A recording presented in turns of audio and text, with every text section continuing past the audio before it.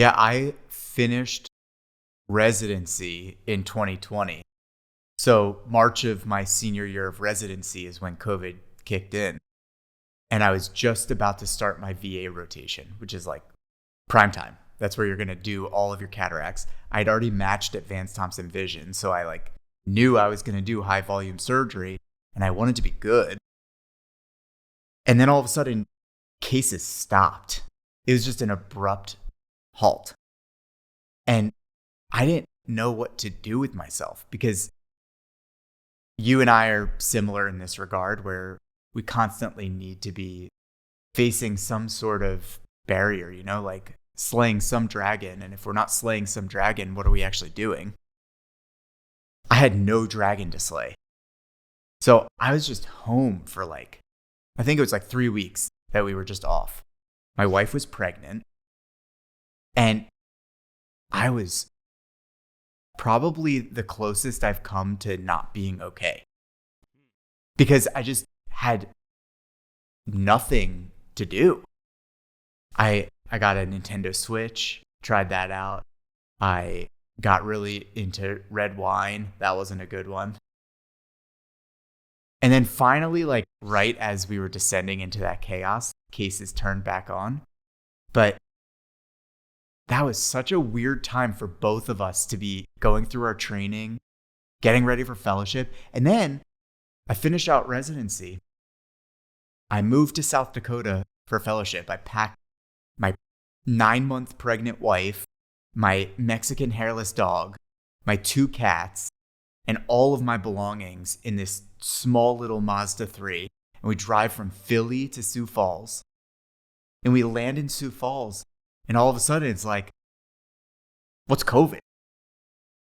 It was South Dakota. Nobody believed in it. So all of a sudden, we're used to, this is also George Floyd times. So my wife worked in the art museum in Philly. She still does, which was the epicenter of all of the protests. Her building was boarded up. I got worried every day when she was going to work. She's pregnant. She's going into work. During COVID, they're working in shifts so that they don't cross-contaminate. There's all these protests happening. And then all of a sudden we emerge in South Dakota and it's just it's the unicorn palace. It's utopia. And that was such a juxtaposition to what the rest of the country was experiencing during that time and what the rest of my co-fellows, not immediate co-fellows, but the other fellows that year were going through because they were in academia. Right. Which handled COVID very differently. There was just that period of 2 to 3 years, which I think had a lot of impact on all medical trainees. And it's one thing if you're a medical resident, the hospitals don't shut down. It's not like patients aren't having cardiac arrest or GI issues or X, Y, and Z. Or COVID. People are coming in. There's still patients to see who need help, and you're still learning. From a surgery standpoint, though, usually the most critical years of a surgical residency are towards the tail end where you're doing the bulk of the surgical volume. And all of a sudden now, if you're not operating, how do you get that skill set? Yeah, no doubt. It was such a pivotal time, I think even in just ophthalmology at large, culturally. When we came out in this little cohort together that it was as if we hunkered down together. And even though we never met each other in person, until AECOS Deer Valley 2021. We were part of this group that sort of capitalized on the change that was happening. And we all felt a little bit isolated. Everybody in the world felt isolated. But we, as pretty social people, felt particularly isolated during that time because we're so used to being social with people. And it was during that time that app, what was it called? Clubhouse. That Clubhouse came to prominence. And it was such a good idea. It was literally just a live podcast you could pop in, pop out of anytime you wanted. And we met on there. And we met Rana and sort of met Brett, Caroline Watson. It was such a Dee Stevenson. It was such a group of people who we all sort of found our way there because we were we were trying to fill this void that we all had. We filled it with each other on Clubhouse. And then all of a sudden, like on one day, we all just logged out, never to be logged in again. You were the driving force behind Clubhouse. And I thought it was great because to me, it was like a hearkening back to the 90s when there'd be online chat forums and you'd be interacting with strangers under some pseudonym. I felt like it was that, but in audio form. Yeah, it was like a lot of like age, sex, location. Yeah, it was just very entertaining. I will never forget you just resetting the room constantly. Yeah, you hated that. I hated it so much. You hated Stop that. resetting the room. If someone joins into the room late, listen, they're joining a conversation in the middle, and they'll pick up the context. I just don't like when people feel left out. Yeah, I wanted them to feel in. Yeah, to me, I was like, okay, we know this session's only going on for 60 minutes. Brian Shafer has now spent 4 minutes resetting the room. There's another 2 resets happening. There's another 2 or 3 good questions. See, in my mind, it was 60 minutes, but that was like 6 10-minute sessions. Yeah. Each punctuated with a reset of the room. Yeah, and I just wanted to let it go. I just wanted it to flow. But you're right, it just burned out all of a sudden. It was the hottest thing in ophthalmology for like 8 months. Yeah. I would wake up on Saturday mornings when I wasn't on call, and I'd have the phone next to me in the bed, and there'd be some random ophthalmology group talking about some random thing. And I just felt like I had to be there because that conversation wasn't taking place, at least with my other co-residents, or we weren't going to meetings, we weren't interacting. It was... Totally. What we now get in meetings with each other, and we're here, this is ASCRS weekend in LA. We get this a couple times a year together. We didn't have a forum for that at the time. And then all of a sudden, we all were selected as mentees in the AECOS CEDARS-ASPEN Mentorship program the same year. And we show up and it's like, there are other people like us at different parts of the country doing somewhat similar things, but a little bit different, so we can all grow and learn from each other. And it's a big enough group of us that are all in separate markets, so we can feel like true compersion for each other when the other person is succeeding and there's no sense of competition whatsoever. And it's been really amazing. Now, I think that was, 5 years ago now? 4 years ago, I guess? 4 years ago. 4 years ago. 4 years ago. The amount that has changed in all of our lives in 4 years. But like, we've really grown together. It's like we just did our residency together, but in life. That was such a pivotal moment, right? AECOS Deer Valley 2021. I remember meeting you for the first time, and I tell people this. I met Brian Shafer, and everyone who meets Brian Shafer feels like they've known Brian Shafer for many years. I think you just have that warmth, you have that energy about you. You're very outgoing and friendly. But I really felt like I had known you not just from a ease standpoint, but because we literally had been talking for almost a year on Clubhouse. And so it was these virtual friendships where now we're meeting each other in real life. There was something very special about that cohort that was put together. And the people who went to that meeting, who still go to meetings, look at what every single one of them has gone on to do. Whether it's joining private practice that's been well established, starting their own practice. There was some magic in the air at that meeting. And I think it was really at that meeting where industry noticed us, noticed our cohort. And because of that, I think we've had opportunities given to us. And you could argue rightfully earned from the hard work and things that have been done. But I think that have put us at a place in our career where generations ahead of us, it took them much longer to get there. Yeah, I agree. And I give them a lot of credit for giving us the opportunity. And it's like you said, like the opportunity was given to us and then it was our responsibility to take that opportunity and make something of it. And I think one of the things that our collective crew, our closest crew, one of the things that I think we're best at is taking complicated ideas and explaining them simply and explaining them to other people in a way that invites them into the knowledge rather than makes the knowledge seem separate from them. That, I think, is the defining thing that we have done thus far. For the generation before us and generations before us, they had to actually do something. Right. They all did stuff. They innovated in ways that none of us have had the runway to do yet. They've built practices that none of us have had the time to build before industry gave them the limelight, the opportunities.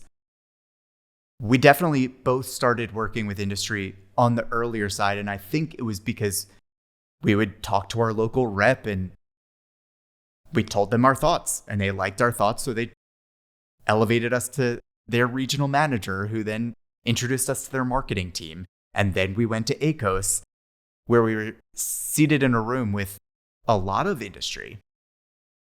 And I'll never forget that one of the biggest sessions there was when Marshila did the speaker training with us. And although a lot of us are natural speakers, she took our natural way of being and refined each of us. And she put us up in front of everybody and basically said, do it. Just do it. And critiqued us right on the spot. And that was so helpful. But I also think that it showed some of the industry folk that certain ones of us are able to speak under pressure in a pseudo artificial environment without getting flustered. And if anything, we kind of snap into mode. I wonder sometimes, do we have a responsibility, or are we shirking this responsibility to contribute in the same manner that the generations ahead of us did? Because they did the hard work. They went through the suffering. We've benefited from their labor. We have the benefit of social media and being able to do a TikTok dance, not that either of us do that, but get noticed and then maybe elevated by sole virtue of just having a media presence. And we're in this period where industry doesn't really understand how to handle the power of social media, how to handle the power of influence, because someone can go into a TikTok video about an IOL. That's a lot of potential patients and eyes on them. And that's something that never could have been done with the generations ahead of us, who maybe went and did a chicken dinner talk to 15 people locally, and versus someone can now just sit at home, send a video to their editor, and take care of all of that. It's very true. I do wonder if there are ways for our generation to innovate on the science and surgical side compared to how our predecessors did. I remember at Caribbean Eye a few months ago now, listening to Sherry Rowan give her talk and thinking about everything she went through. The really early days of literally figuring out phaco.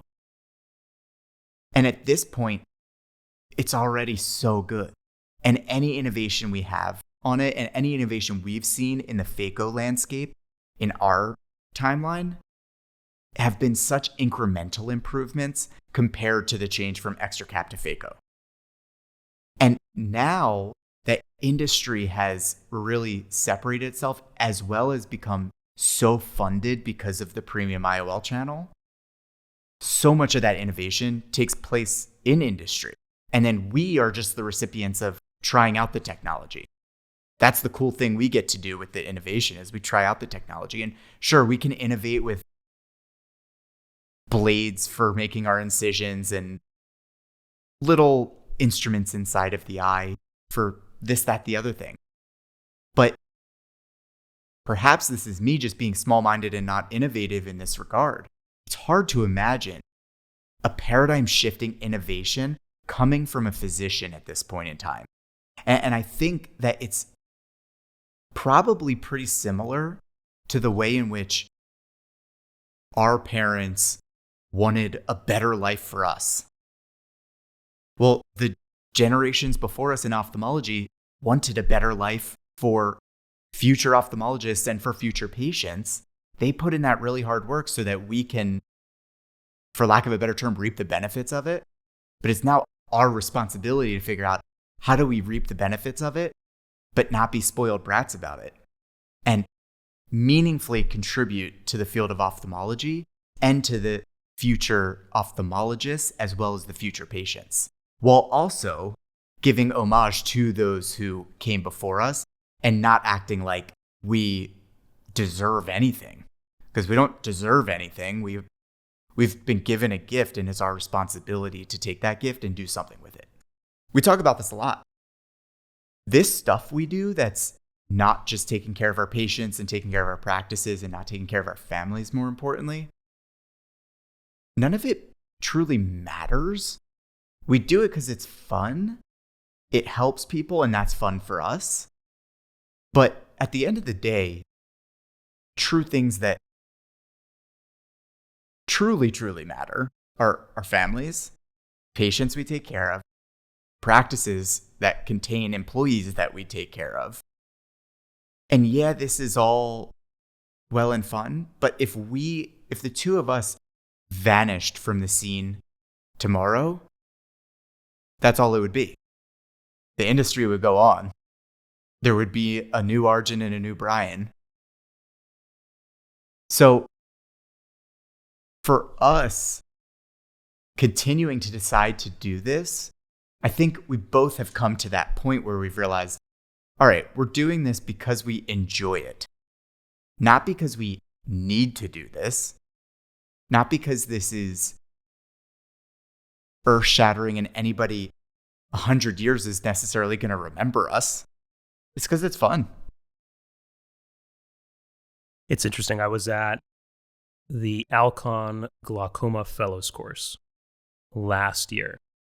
And I remember after one of the days, we sat down just sort of at the hotel bar, and it's like some of us faculty. And it was interesting hearing those people who had been doing this for many years or even decades longer than us talk about the sacrifices they had to make, whether it was from their personal life, from their families, being away from patient care, to go to do something like teaching a fellows course on how to do one of the latest glaucoma surgeries. And I think people who are not part of this world, they view it as very sexy, right? Glamorous, being in the spotlight, public speaking, getting the attention of industry. But at the end of the day, medicine is a business. I just don't think physicians are used to the adulation, the adoration, the attention. And so when you have someone who's a likable personality and can be the target of industry affection and then elevated, well, they feel good about themselves. And industries, well, yeah, like we got someone we can use here. They're ultimately generating money for us, right? And so that's where I think sometimes a lot of the ethical conversations that take place on listservs like CareNet, sometimes it gets a little bit way too left field. But I do think there's a lot of good morality in going back to the base and keeping the core ethics in mind of medicine. Because like you said, yeah, it's fun to interact with industry. It's fun to do all this stuff. But at the end of the day, if industry's bottom line isn't going up, if their IOLs aren't being put in, if their glaucoma procedures aren't being done, they're not making any money. So they don't care about us at all. I do think ophthalmology is unique from other fields where industry has such a big role in innovation. So I don't think it's all bad, but I do think people who aren't part of this world or who have just kind of dipped their toe in the pond, I can see how it's easy to get seduced by this world because it's so fast paced, right? You get paid, you get flown out, you stay at a nice hotel, you get wined and dined. You know, you're the greatest person on earth. You know, we're gonna put you up. We're gonna put your photo everywhere. We're gonna give you this speaking opportunity. I can see why people who aren't part of this world or just getting started would be seduced by that. And that seduction is dangerous because you go and get picked up by a black car, taken to a hotel. You do a speaking engagement where you get paid. People fawn over the words that are coming out of your mouth, whether it's justified or not, because that's just what you do when somebody comes to give you a talk. Great talk, and really great talk. Great talk, such a good talk. I never heard someone describe it that way. Then you get picked up again. You get brought back to the airport where you get picked up by another black car and brought back to your house. And then you walk through the door and your wife asks you to take out the trash. And you're like, don't you know who I am? Hopefully you're not saying that, but no, but totally. I'm not, but only because it was very explicitly told to me by John Berdahl that could happen. Because we are the target of industry so that we can ideally, ethically speak on behalf of them to influence our peers to utilize the product more. That's not objectively good, bad, or anything. It just is what it is. And as part of being the recipient of that, you do get all of that affection and wined and dined and added attention. And then when you go back to your real life, you're just living your real life again. You still have to like wake up and brush your own teeth in the morning. And it's an interesting thing that when you're early on in it, you have to actively remember that you're still just a person, and that we went into medicine not for that. We went into medicine to take care of our patients. And as we meet more people, particularly on the industry side, or those who have worked closely with industry for a while, I found that it's possible to forget why we went into medicine initially. It's easy to forget that we're there to take care of the patient. And especially with all of the noise about reimbursement cuts and not getting paid for XYZ procedure, and maybe the premium conversion's going down this month. In the circles we live in, those are very common conversations. And it's rarer, I find, to have conversations about how can we really take care of the people in front of us.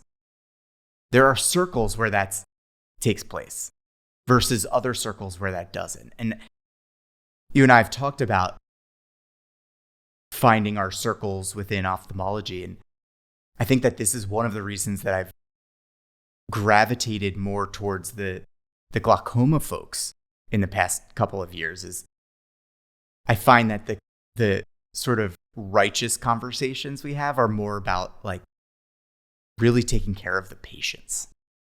And yeah, we figure out how the business works, but we figure out how the business works so that we can keep taking care of those patients. And I find that feels better for me. Like I feel like a more true version of myself when I'm having those kinds of conversations.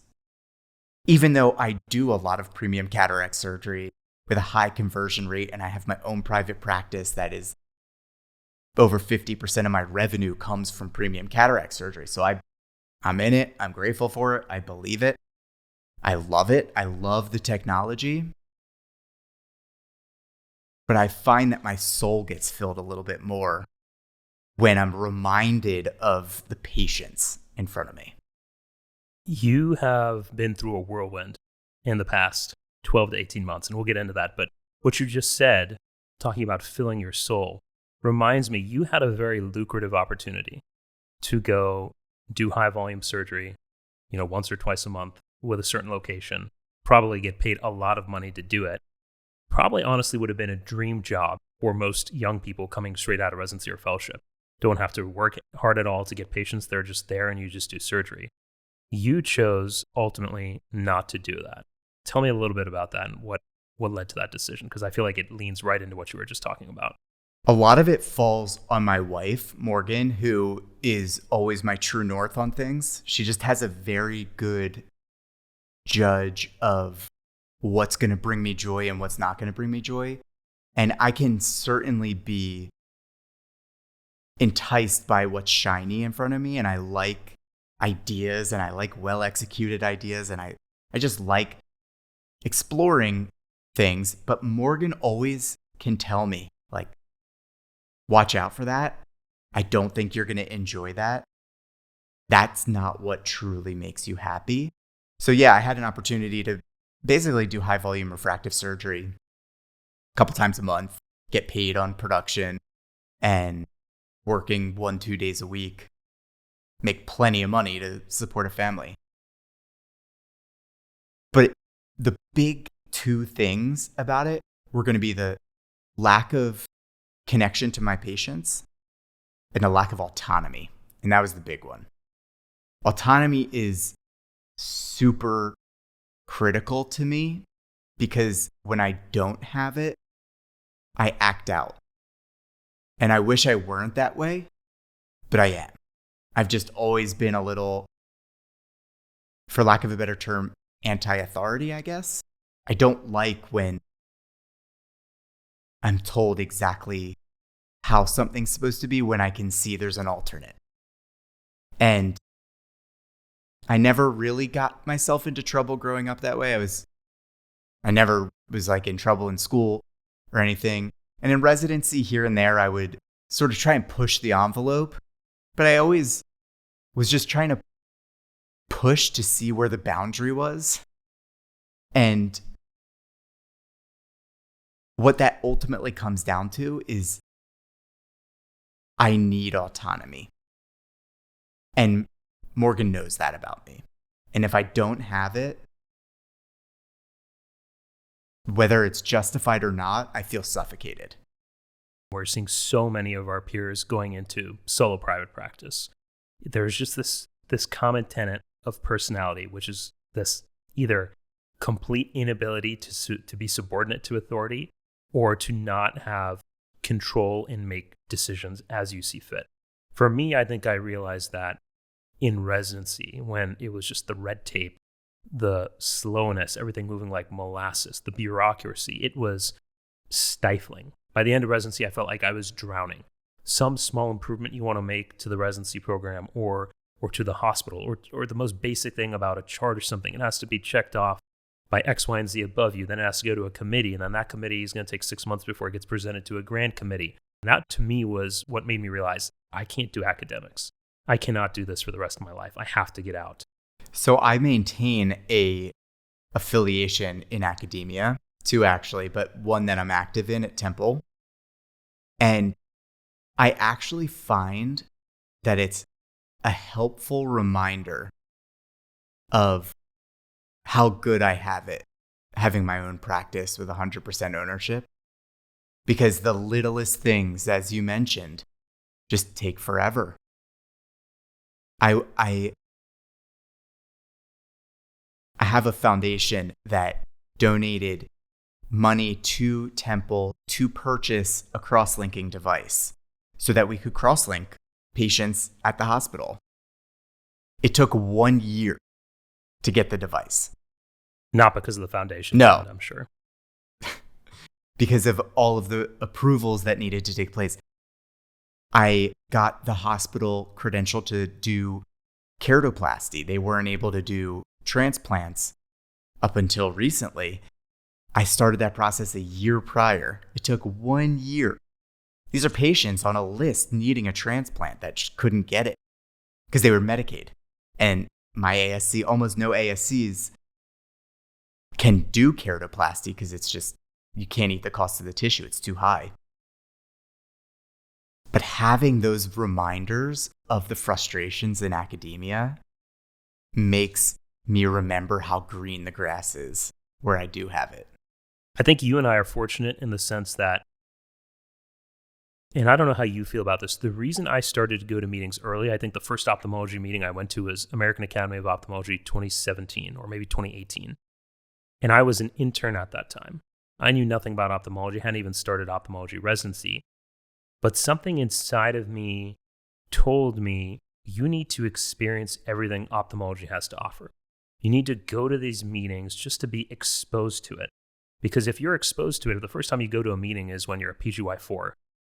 You're not going to understand how to navigate that world. You're not going to make the most of it because that's the first time you're seeing it. And now you're going off either into fellowship or private practice, and you may not be aware of what opportunities exist. So I said, I want to see everything. I want to see the good and the bad. I want to see every subspecialty. I want to see how research is done. I want to see how deals are made behind the scene. I want to see what industry's like. I want to see what people talking on the podium are like. I just want to be exposed. I love ophthalmology. I just want more exposure. This is intern year, obviously. And I think by doing that, I think by the end of fellowship, I'd been to 30, 35 ophthalmology meetings, something ridiculous like that. It starts to get the same, right? Even here pre-Ascaris, the day before Ascaris kicks off, you and I have had interactions today, and we had interactions with those same people a month or two ago at Young MD Connect Live Before or that the Caribbean Outliers Eye. meeting, Caribbean Eye, telling it like it is. You know, there's so many meetings that take place. And so, but I think you don't know what you don't know. So if you're not exposed to these things off the bat, you can't empower yourself to make decisions about your future because you just don't know what you don't know. I think because you and I started going to meetings early, because we got introduced to and started working with industry early, because we got into private practice maybe earlier than others would, we've been exposed to a variety of things that would take maybe a good 10 to 15 years for others to kind of figure out what it is exactly they want to do. And I think going back to what we talked about, our early interactions with industry, I think our cohort is a little unique because we did not covet it. We did not seek it out. When you and I started doing this, there were no sessions we had attended prior, which was, how do you get on the podium? What's the path to the podium? We just did it because we love patient care. We love technology. We love research. We feel compelled to give back to the field. We interacted with our local reps. We presented on research that we thought was really cool, that we were proud of. And next thing you know, we're being noticed. And then we say yes to opportunities. We naturally, I think, have always followed what's true to our hearts and have never really spoken about something we don't believe in or really just felt pressured to do something we don't want to do. And I think because of that, our paths thus far have been pretty organic. I worry sometimes when the med students or residents or fellows are coming up and they're saying, how do I do what you do? Or how do I get to the podium? And I think there's nothing wrong with wanting to do that at all. There's nothing wrong with people wanting to grow or to promote their own career or to look out for themselves. But I think when people covet some of these things just kind of because they're sexy and they haven't seen the context around it, sort of like we naturally have, that's when I think it's become a little disingenuous. And I worry we're in that period right now. I haven't really thought about that. And I think you're completely right, because there are so many talks that I've been on this end of now of the path to the podium, how to get involved in research, how to start working with industry. These are very hot topics. It's almost like how to become an influencer. And I wonder what results from that. Perhaps it's just a matter of more people having opportunity. And that's not a bad thing. But the motivation is different. Our motivation was all of the things that we were motivated by that ultimately resulted in us having a microphone in front of us, rather than us being motivated to have a microphone in front of us. And I think we are going through our first personal phase shifts where the motivations change, right? So when you and I first met each other, it was the tail end of training. It was starting the first job. It was joining the first practice. It was learning how to operate solo for the first time. A lot has changed in the past 4 or 5 years. What was once novel is now rote. Not that it's not fun or exciting anymore. It's just we've been through that experience. And when you've been through that experience now, the conversations that we feel invigorated by, whether it's you drifting more naturally towards interventional glaucoma folk over maybe, let's say, refractive or cataract, those match us as we grow and change throughout our careers as well. And so I think the next 5 to 10 years of peer groups that we put ourselves in, conversations that we take place, they're going to look different than the first part did. Except now we're finally at that point where we can look back and we see those coming after us who are maybe going through that first phase shift that we just came out of. And I think the hard thing is to look back and not compare them to us, because even in 4 or 5 years, so much has changed. Yeah, the whole world has changed in those years. It's very reminiscent of our role generationally as millennials born in 89. What year were you born? 90? 89 and 90. Where there's a solid crew of millennials in front of us. There's a solid crew of millennials behind us. We're kind of smack dab in the middle towards the tail end, where we remember for sure what it was like before the internet. And we remember for sure what it was like to be on it all the freaking time, still as like 9, 10, 11, 12-year-olds, just sitting there on AIM all day long. We grew up with it. It was part of us. It was nothing that we didn't look up to our older siblings or older peers who were on those things and we waited till we could be on them. We got on at the same time as kids. And it's almost the same sort of way how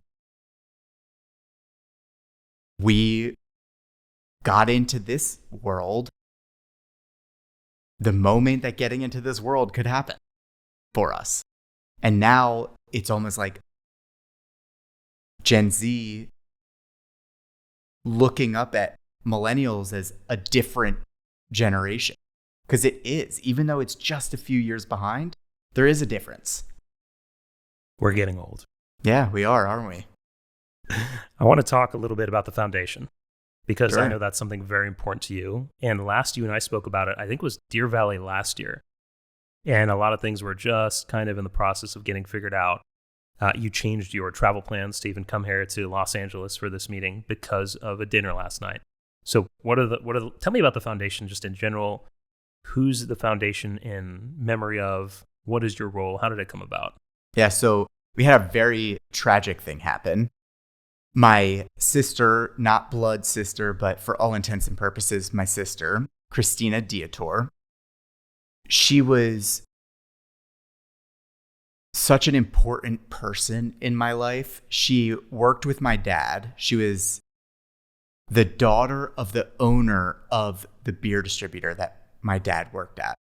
And my dad was, when he was like our age, he was second in command to this guy, John Moeller, who John Moeller started Clement and Moeller. He was one of the first beer distributors in the Philadelphia area. My dad was not an academic type of guy at all. He actually wanted to join the Air Force. And on his way to enlist, he got to the mall where he was going to go sign up for the booth, and they were out for lunch. And he was like, I guess I'll go to this job interview instead. Goes to the job interview at Clement and Moeller as a local sales guy for beer, selling Miller products.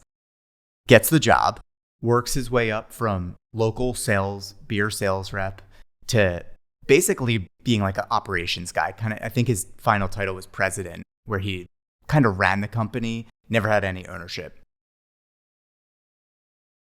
John Moeller, when he was very old, married Sandy Moeller.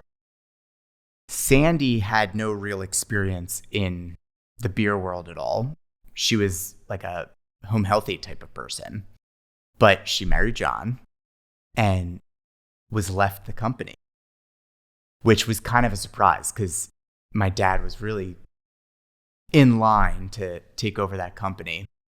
And Sandy is far from a perfect person and has a lot of emotion to her and is not the world's easiest person to work with. And she had a daughter, Chris, other kids too, but Chris, who every day after school would go to Clement and Moeller, and my dad would kind of hang out with her, and he was always in the office because he ran the office, and gave her stuff to do. And she really grew up in the business, and she got a job there. It was her first job right out of high school.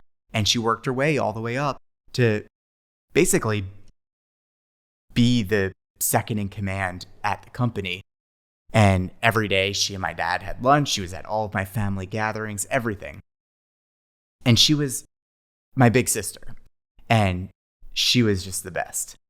When she turned 50, I was in fellowship, and I got a phone call from her saying, Brian, my stomach hurts like right under my rib cage on the right-hand side. Like, I don't know what's going on. And I was like, Chris, you probably just drank too much last night. Like, you probably have a gallstone or something.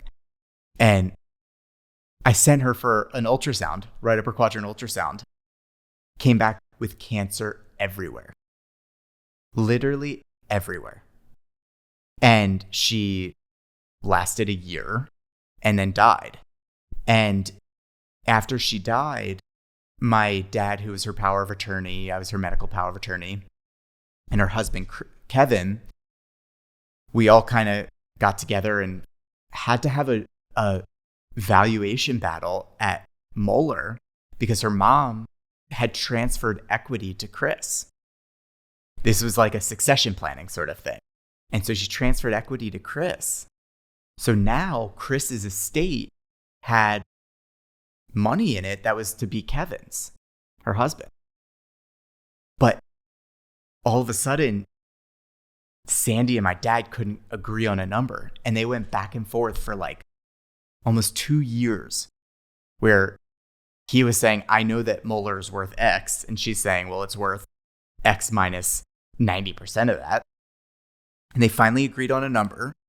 And after they agreed on that number, money was distributed to Kevin, but Chris left 16% of her net worth in a charitable trust that she named me and Morgan, my wife, the beneficiaries of that trust.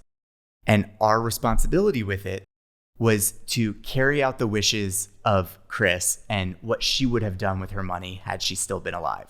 And you guys had no idea you were beneficiaries of that trust? We had a slight idea that she wanted us to do good, but we had no idea that there was going to be multiple millions of dollars left into this trust. And so I'm the president of that. Morgan is the treasurer of it. And Chris's niece, Adrian, who's our age, is the secretary of it. And they were super close. So our goal with the Christina Dietor Foundation, CDF, is to give out money to other foundations that are doing things that we believe Chris would have wanted to support. So the two main things she wanted to support were human healthcare and animal welfare. And it was Morgan and I were a natural fit, me being a human doctor, her being a veterinarian and animal doctor. And Adrian, who we pulled in, is incredible. She's a sales rep for Pabst, like PBR Pabst, and knows how to run a CRM. She knows how to do sales. She knows how to do marketing. And our goal now is to start connecting with other foundations who we believe in their missions and we believe Chris would have done good by them. And we're giving money to them, basically. And at first, I wanted it to be an operational foundation where we do something, like we generate money and do stuff with it. But ultimately, after talking to my dad, who really knew Chris better than anybody, he felt that her wishes would have been to actually just give to other charities doing things. So our first big donation went to Trillium Vision Foundation, which is Eris Jordan, J.D. Osborne, and Jared Young's foundation of going down to El Salvador and bringing keratoplasty there. So we went down. It was me, Scylla, Rana, and them. We went down with 16 corneas and did PKs on 16 people, taught the local docs how to do it. And that trip was donated. All of the funds were donated by the CDF. The cross-linking device to Temple, that was donated by the CDF. At the end of this year, we're going to Nepal for Morgan to do high-volume spay and neuter, while Manjul and I do glaucoma. So we're doing fun stuff with the foundation.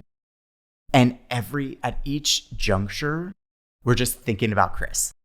And we're just thinking this would be so much fun if Chris were here. She'd be so happy. And that's become a really big part of my life. Just thinking, how can we give to things that need money that the only barrier to them happening is not having enough money? I like this a lot because normally when donations are made to a foundation or a charity, who knows where that money is going? But maybe because so much of this is personal to you, like when you talk about going to El Salvador and doing 16 keratoplasties with Rana and Scylla, I can visualize that. And I can see 16 people who were blind who have now had sight restored. And I can see the same thing happening in Nepal, people who have blinding glaucoma disease, maybe holding on to more of their visual fields than they otherwise would if this foundation didn't exist. Totally. I think it's awesome. Yeah, it's been really fun. And it's been difficult to figure out how to balance that with our normal clinical schedules, as well as my marriage and being a dad and all of those things. I just have in mind that I'm just tiptoeing into it right now. And hopefully one day when I retire from clinical practice, I can just do that full time. Mm-hmm. You said something very cool a year ago to me in Deer Valley, which was, and I don't know if this is ultimately what you guys ended up doing, but you were going to let your kids have some say and influence.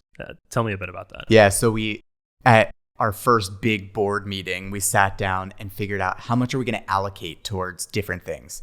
And so we have certain allocation going towards international work each year, certain allocations going towards local, like Philly-based work, and then other allocations going towards Chris really loves St. Jude's, so we've actually been trying to get in touch with St. Jude's, but they're not doing a great job of getting back to us. So we're pivoting to what children's hospital we give to, but an allocation towards that. But yes, every year, I forget the exact dollar amount we have allocated. I think it's like 10 grand or something. My son, my 2 nephews, and Adrian's daughter are going to come together, and we're going to give them a list of 10 potential things that they could donate to. And they're going to have to duke it out and figure out what's important to them. And our whole goal is to just teach them charitable giving from a young age, make the world a better place. And over the past couple of years, my son goes to our local synagogue for school. So over the past couple of years, I've had more Jewish ideology in my mind than I did even over many years prior to that. But there's a couple of concepts. One of them is tzedakah, which is like giving charity. Another is tikkun olam, giving back to the world and making the world a better place. So these are the concepts that we're trying to instill in them. And we have like money to literally do that with now. Amazing. President and CEO of Shafer Vision Institute, president of this foundation. You've come a long way. But it's interesting, before we sat down today, I think of myself as, I had a little stint in Pennsylvania. I spent almost 4 or 5 years in Pittsburgh before my family moved to Cincinnati. I feel like I was someone who never really left Ohio. You kind of left, right, for, medical school? I left for undergrad. I went to University of Rochester. Med school, I was at Temple. Residency, I was at Penn. And then I left for a year for fellowship to South Dakota. But then I came right home. This is home. And what's home like? Home is great. Different than when you were growing up? Home is so different than when I was growing up. I grew up in a really nice suburban Philly upbringing. My parents both grew up in the city. My dad was in the Northeast. My mom was kind of Northwest Philly. They raised me and my sister in the suburbs, just like 2 zip codes outside of the city. So I always felt like I was from Philly, even though I was sheltered in the suburbs. I grew up around wonderful people who are still some of my best friends to this day. But when I got to college, I actually kind of separated myself a little bit. And I don't think it was fully intentional on my end. I think I always felt a little different than the masses. I never really followed the masses very well. I'm not good at that. It would be easier if I were good at that. But I think maybe just like a touch neurodivergent in the sense that I just don't follow a crowd very well. So when all of my buddies went off to Penn State, Michigan, Wisconsin, Emory, all the big schools that people from my area went to, I wanted to go somewhere a little different. So I went to University of Rochester, where I made some of the best friends I could ever imagine. But the things we did were very different than the things that my home buddies were doing. Because when they left Upper Dublin, which was the town I grew up in, and went to Penn State, they joined a frat with a bunch of other Upper Dublin kids. So it was kind of just a continuation. Whereas when I went to Rochester, it was like this abrupt change. And all of a sudden, I felt like I was, for lack of a better term, reinventing myself, because I didn't have the pressure of falling into the patterns that I was in high school. Of course, we always fall back into whatever pattern we are. But I felt like I could blossom into whoever it was that I actually was. And I actually remember feeling like I grew so much in those 4 years that when I came back to Philly and started hanging out with the kids I grew up with again, they hadn't changed that much. And I remember sitting in my buddy Josh's backyard, and Josh to this day is probably my best friend of my whole life. Like we've just been best buds forever, and now our kids are best friends.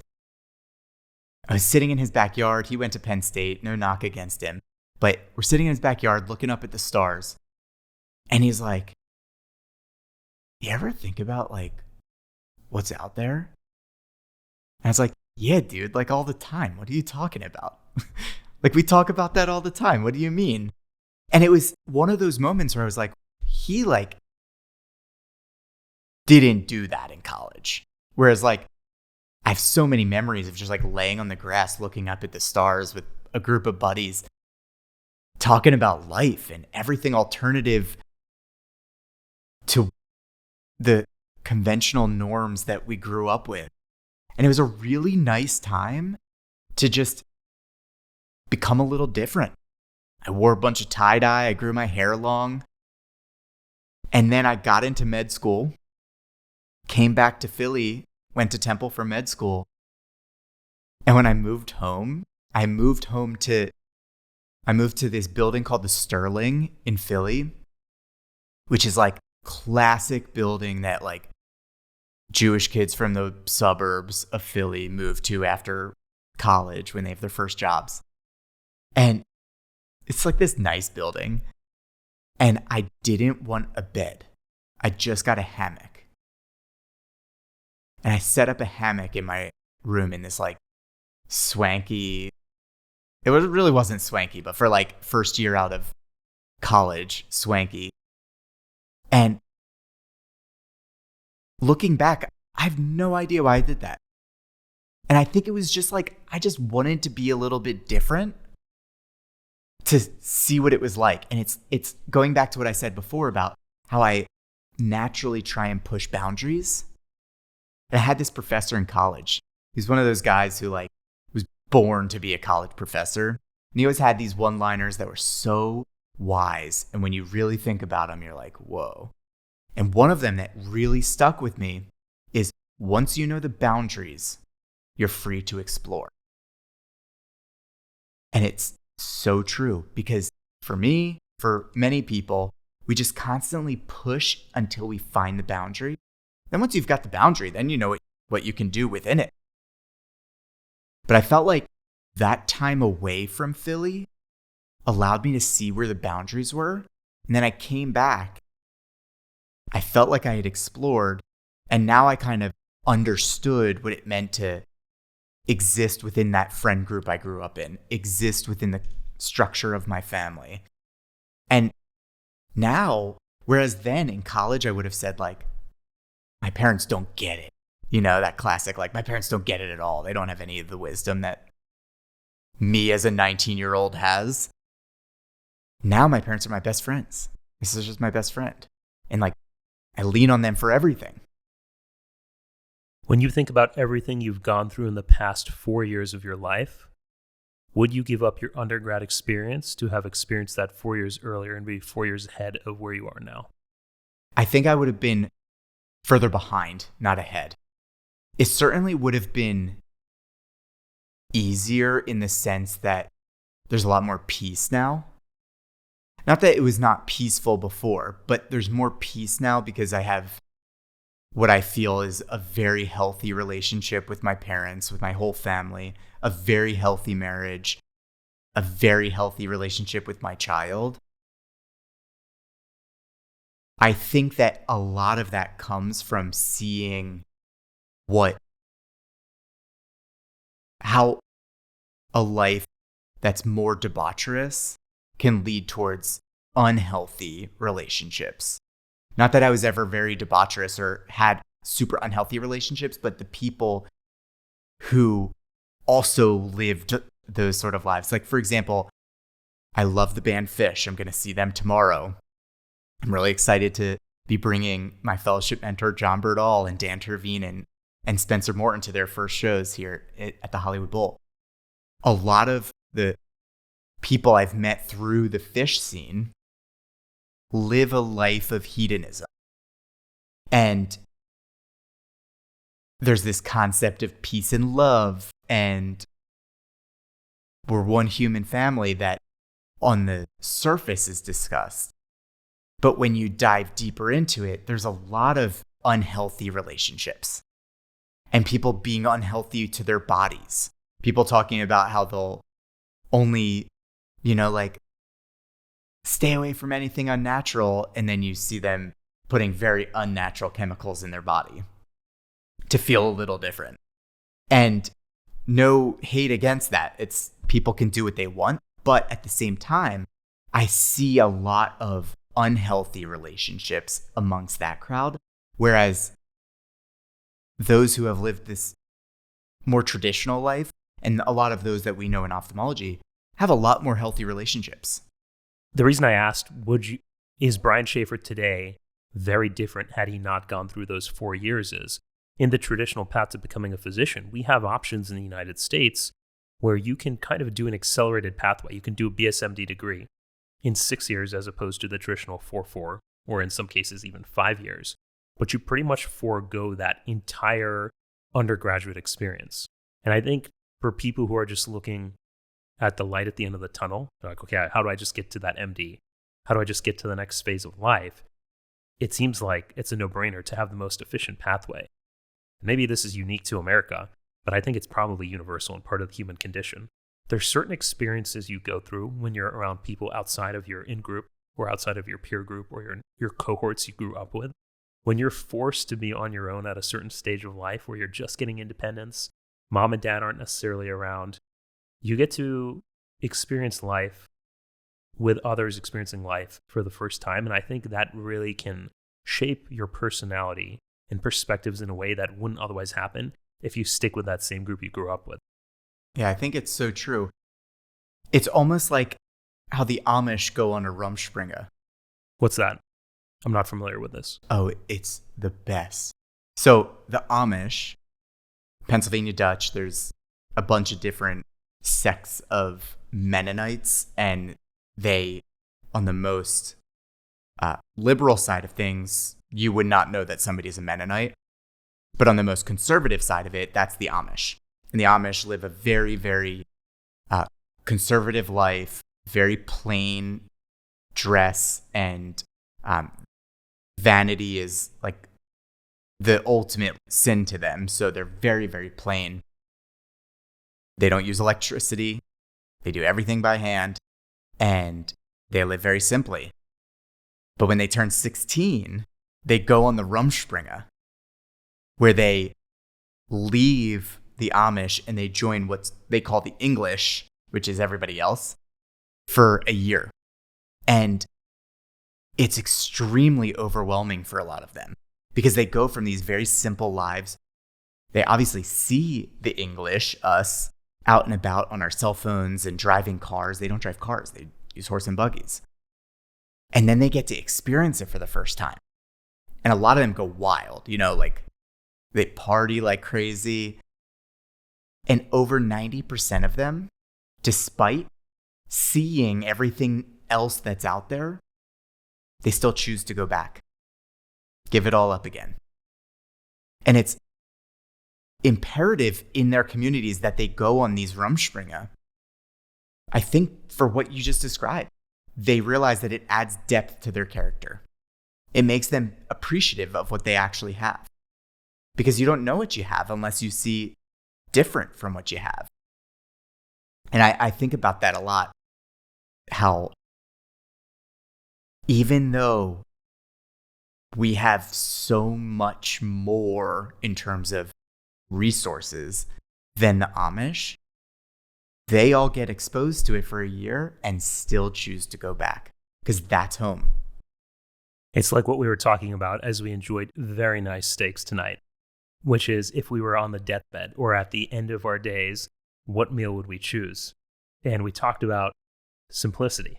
It's so true. The essentials, as opposed to bread and butter. Bread and butter. The bread and butter is the bread and butter.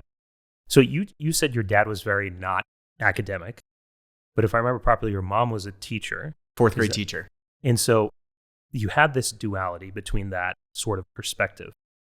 Was it them who motivated you to find medicine? How did you discover that in undergrad? I knew it from the time I was a little kid, actually. You can find drawings from when I was in like second grade talking about how I was going to be a doctor.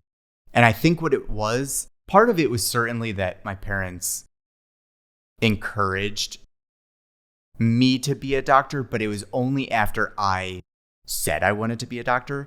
Because the things that I was always interested in were science and interpersonal communication. And that's what being a doctor is. It's the confluence of the two of those things. And I certainly took some twists and turns here and there. There were times that I wanted to be an ice cream man, but ultimately it always centered back around being a doctor. Now, I definitely didn't always want to be an ophthalmologist. Before I went to medical school, I had already taken the MCAT, I had already gotten into med school. This was back when I was living a little more alternatively. I sat my parents down on the couch. This must have been winter break or something. I sat them down on the couch and I said, I don't want to go and get my MD. I want to go and get my ND, my naturopathic doctor. And my dad just got up and walked out of the room. And my mom waits to hear his door close. And she turns to me and she goes, we are so disappointed. And I was pissed. I was like, are you kidding me? You're supposed to encourage me to be whatever it is that I want to be. And she basically said, I know you're destined for more. You would be selling yourself short. And I was pissed. I couldn't see that perspective at that time. But I listened to them. They put up some guardrails. They put up some boundaries. And I decided to go become an MD. And the summer between college and med school was a very pivotal summer. For 8 or 9 weeks, my buddy Nate and I got in his car and drove around the country. We hit 32 national parks, 33 states, slept in a tent every night for 8 weeks or so, and had nothing but time to think. And I realized my future is going to be as a family practice doctor, where I can sit with a patient and convince them to lead a happier and healthier life by giving them the care they need and deserve. And that's what it's going to be. And then I started med school. And when we first started going into the hospital was when I realized that is not what family medicine is, at least not in Philly.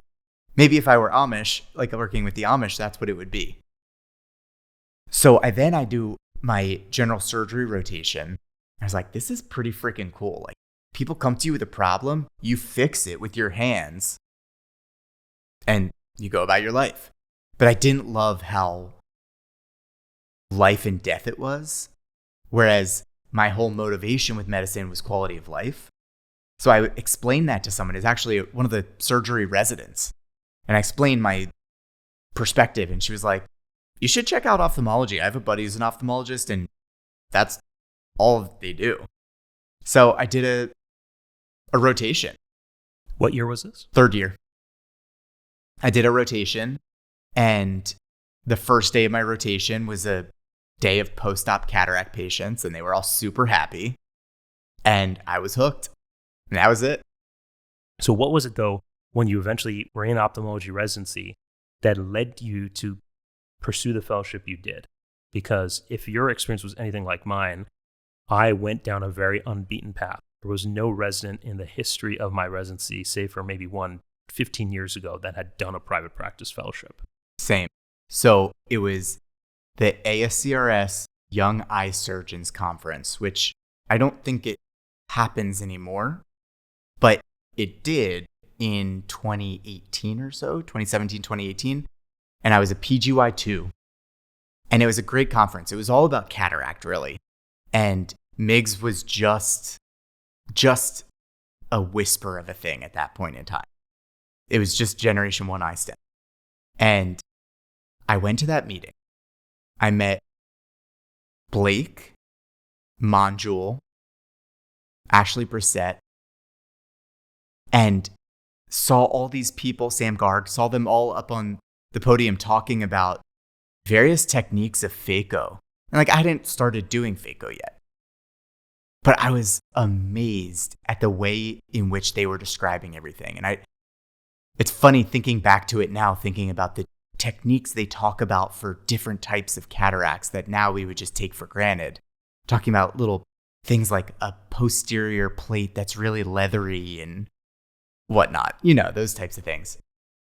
And then there was a wet lab associated with it.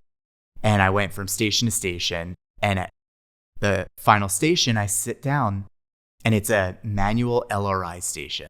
And I turned to the proctor and I'm like, can you teach me how to do this? And he goes, well, I've never done one before, but I'm sure we can figure it out together. And that was Brandon Bartman.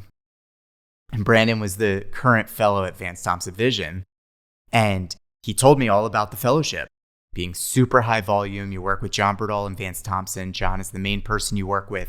And not only is he an excellent surgical teacher, but he teaches you how to think. He teaches you how to be thoughtful in not just the way you care for patients and the way you care for employees, but how to be thoughtful in the way you are as a human. And I was drinking the Kool-Aid like crazy. But at the time, my wife was already at a vet practice that she thought she was going to be at forever. And I didn't think we were going to be able to leave Philly. So I was like, this sounds amazing, but I can't leave Philly. And then 2 years later, a year and a half later, as I'm getting ready to start applying for fellowships, Morgan quit her job because her boss was not very nice. And all of a sudden, I was a free agent again. And I reached back out to Brandon, who put me in touch with some of the folks from Vance Thompson Vision. And I learned more. I started to hear more about it, like I started opening up the throwaways and seeing John's face everywhere and Vance's face everywhere. And what I heard from Brandon was it's extraordinarily competitive. If you want a shot at this, you've got to do something to differentiate yourself because it's not just a shoo-in. One fellow per year, highly selective, and very sought after. So I took a vacation week and I went to South Dakota for a week. And I spent the week with Dan Terveen, who was the current fellow at the time, and Berdahl, and Vance, and Matt Jensen. And we had a great week. I had to fight all of my natural urges to be too much and a lot. And it worked out. And I came home, I told my parents and my wife, like, I want to go to South Dakota. And they were all like, are you freaking crazy? And then I explained it a little bit. They still didn't really get it. I matched there.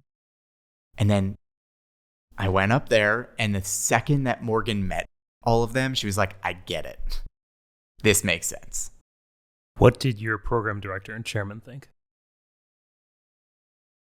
They were totally confused. They were totally confused because where I went for residency at Penn, Shea, it's a highly academic place. They're famous for research. They're the ones who invented gene therapy for biallelic RP65.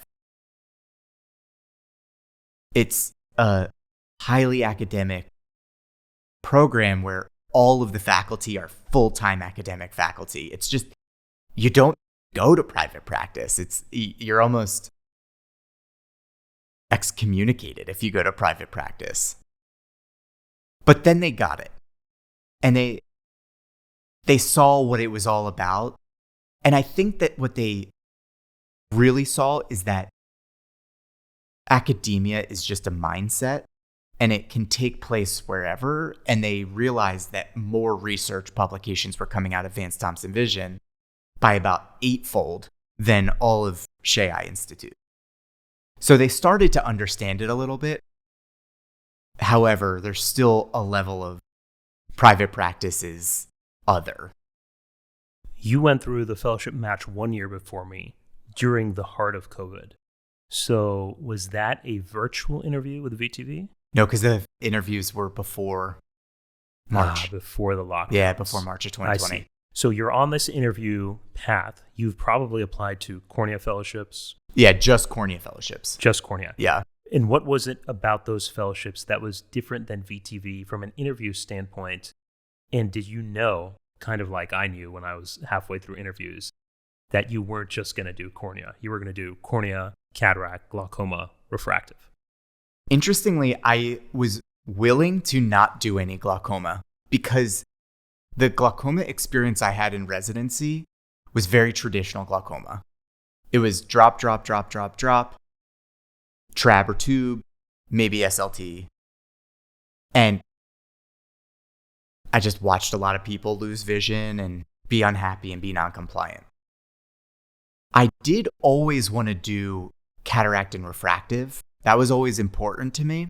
But I also really wanted to do like complex anterior segment. Like I wanted to do sutured lenses and things of that nature. So all of the cornea fellowships that I applied to, it was important to me that there was at least an element of cataract refractive. So all the ones I interviewed at that I ranked VTV number 1, but right after that was Baylor. Baylor's an amazing program. And after that was Duke and Minnesota Eye Consultants, which again is private practice. But it was a mix. You did a mix as well, didn't you? Of interviews? Of academia versus private? I did mostly private. I applied to pretty much every refractive surgery fellowship out there. But it was Ed Holland, who was sort of a mentor of mine and headed cornea at the Cincinnati Eye Institute, who told me, if you really want to be good, essentially the best, if you really want to excel and meet your potential in refractive, then just do refractive. If you really want to do the same in cornea, then just do cornea. He said they seem very similar, laser vision corrections done on the cornea, but he said they're very different. And the way you run a practice, the type of staff you have at the practice, the way you market the practice, the type of patients you attract to a practice, they're very different. And he had done that. He had done quite a bit of refractive himself. And then he had essentially moved away from that. And he still did refractive cataract surgery, but he was someone who went just fully down the cornea path. And I think because you're so vulnerable in residency and fellowship, you're so vulnerable in training, I was afraid a little bit of upsetting Ed or upsetting my program director and telling them, gosh, you know what? I think my heart is really more towards refractive and cataract and not so much cornea.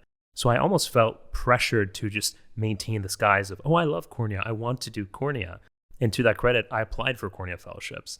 And it was probably my third or fourth virtual academic cornea interview when I'm on Zoom with 10, 15 other candidates. And they're asking questions, and I haven't asked a single question yet. And they're talking about, oh, well, what are the DMAC numbers like?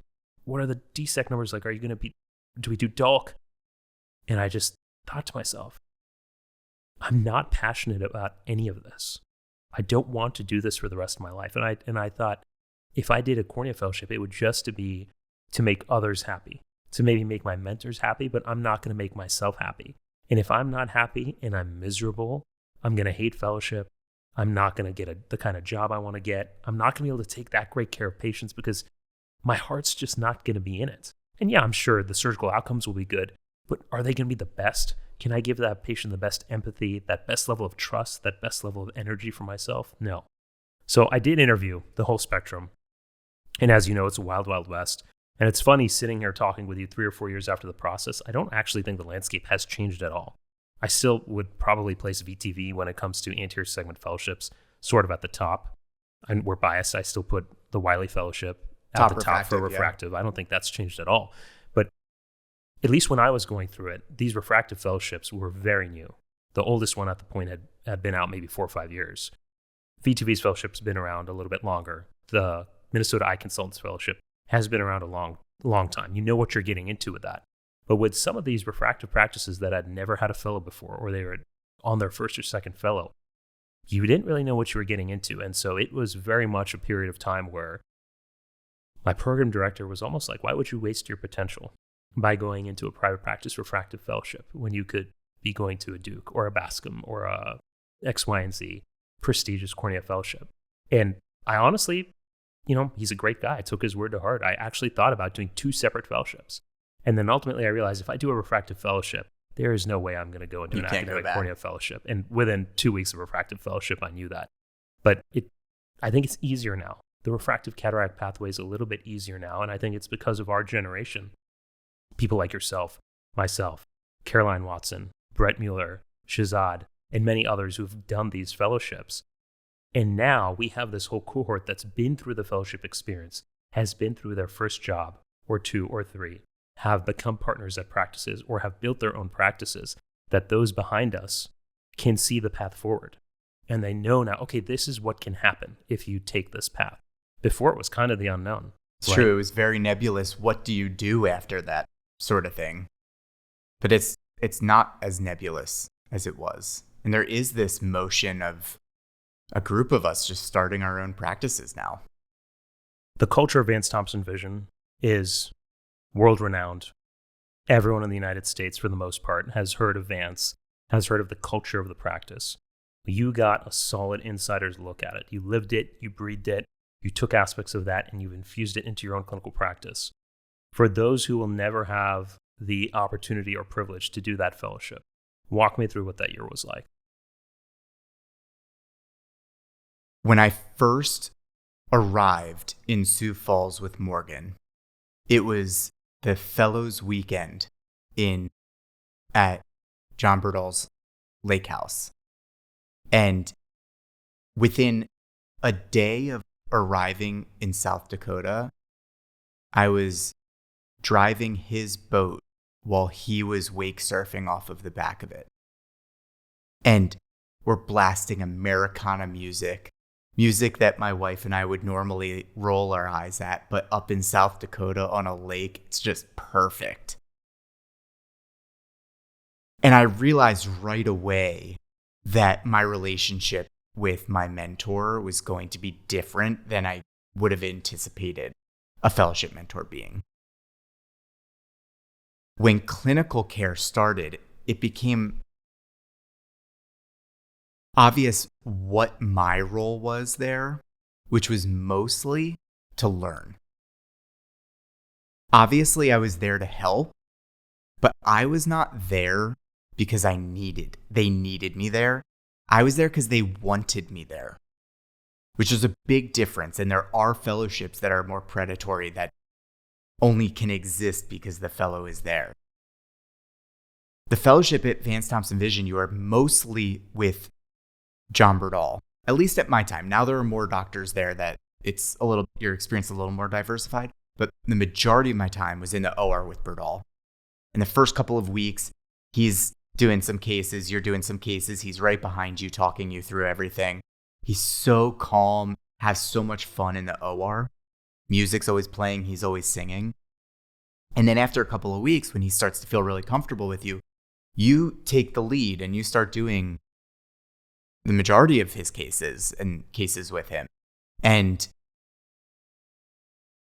you are prioritized in the OR and the amount of cases that you do. And you're doing so many cataracts, so much MIGS, so much DMEC. Whereas a lot of the other cornea fellowships, you do, let's say, 150 or 200 transplants and 150 cataracts. Here you're doing 2,000 cataracts and almost 1,000 MIGs, and you're doing maybe not 1,000 MIGs, but maybe 500-600 MIGs and 150 DMEC, not including the DSEC and PKP and sutured lenses and tubes and Zens. And when you're not in the OR, which is most of the time, you're in the clinic and you're just popping around seeing the patients, working with the optometrists in the clinic.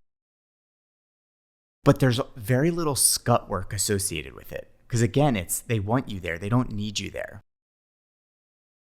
And everywhere you turn, you see people sort of trying to live out that be kind to your neighbor mentality that they really embody there. There's a on-stage and an off-stage presence at VTV. The on-stage is what patients see. The off-stage is everything the patients don't see, the tech areas, the offices and whatnot. And on stage, everyone is really polished. It's a practice routine. You're not there casually. You're there intentionally with that patient. But off stage, it's like anywhere else.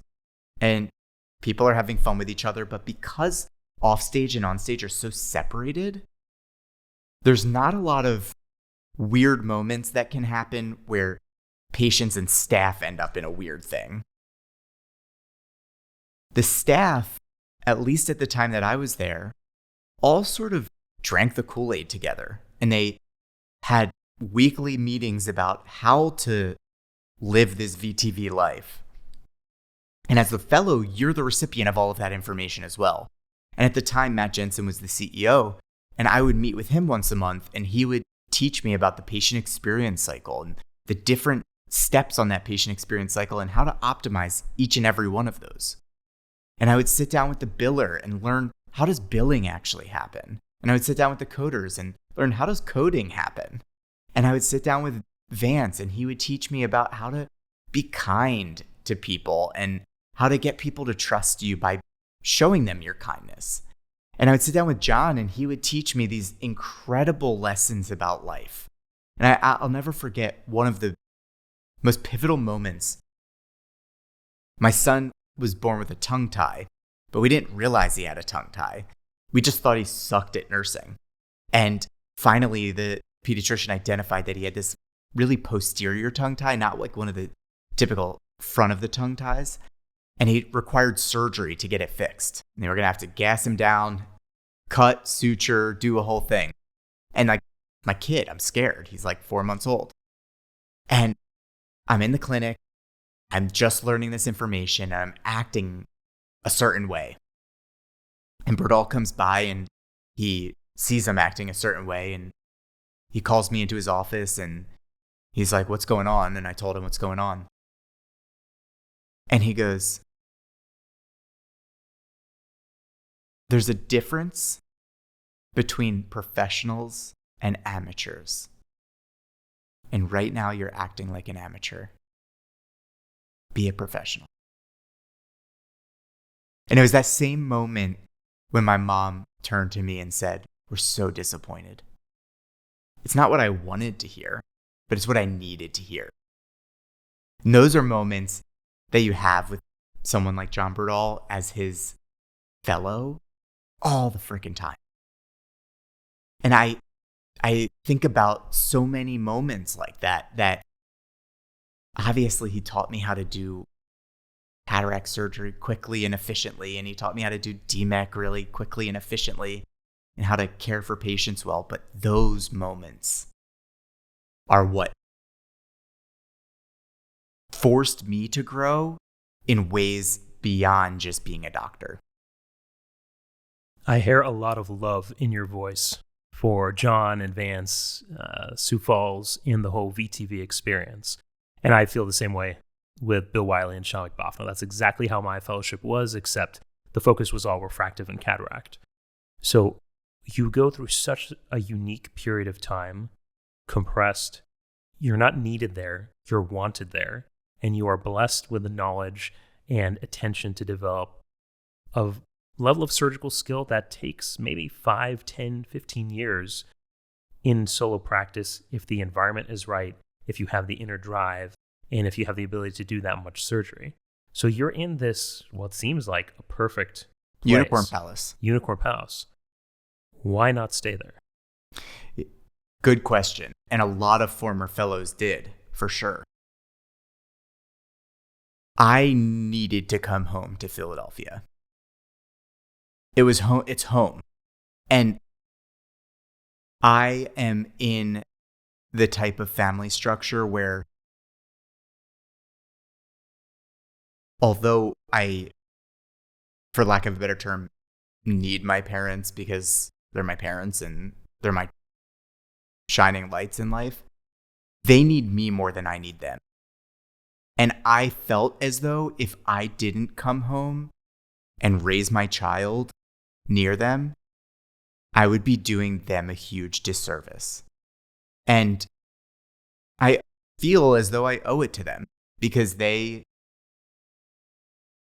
were great parents and they raised me with the right ideals, I think, to try and be a good human in the universe and take care of my fellow man. But there's no one more important than your family. So I knew I needed to come home to Philadelphia. And I also felt like I needed to do my own thing because at the point that I was finishing fellowship, there had already been 4 or 5 former fellows who had stayed in the VTV network, started their own practices through VTV in various cities. And they're all doing wonderfully. They were all doing wonderfully. But I felt like I wanted to do something else. And I also felt like I might have more opportunities if I wasn't in the VTV universe. There are only so many opportunities that can be given to all of the different doctors within VTV. And I felt if I were doing something completely different, I would have more opportunity. Now, I ultimately decided to come back home and had to figure out what kind of job did that look like. And I decided between various private practices, going back to academia. I thought about going back to Shea. And ultimately landed on a job that seemed like it was going to be a great fit. Physician-owned private practice. Really has a lock in the county, which is just outside of Philly, and takes care of patients well, has a great reputation in the community. And what I really wanted was to kind of emulate what they do at VTV with a graduating fellow who opens up their own office, where that fellow opens up that office, they assume the liabilities and whatnot, but they share the sort of back office of VTV. So the billing, the marketing, all of the MSO related things. That's what the agreement seemed to be with this first job that I was going to join. They opened up an office for me. I got to say what sort of equipment I wanted or needed in that office. And I was the only MD in that office. And as with everything in life, I came in hot, and I thought that everyone there knew who I was and like what I was coming from, what training I was coming from. And it's like you said, most people out of training don't get to do thousands of surgeries in a fellowship year. And therefore, the first couple of years in practice, you're really getting your feet wet and trying to figure out your surgical skills and your autonomy. I didn't need that coming out. I'd been operating solo for a year, high volume, 4 days a week, basically. But not just that, you had learned throughout that year the business aspect of medicine, the administrative aspect of medicine, how to interact with staff, how to lead staff, how to market, how to co-manage, how to network, things that are traditionally not taught in normal fellowships. Totally. And I mentioned before how my wife usually has a good sense of when I should be on guard or not, even if I don't have that sense. And I think back to a conversation I had with the partner in this practice who I had most of my communication with leading up to it. And this was when I was still the fellow, and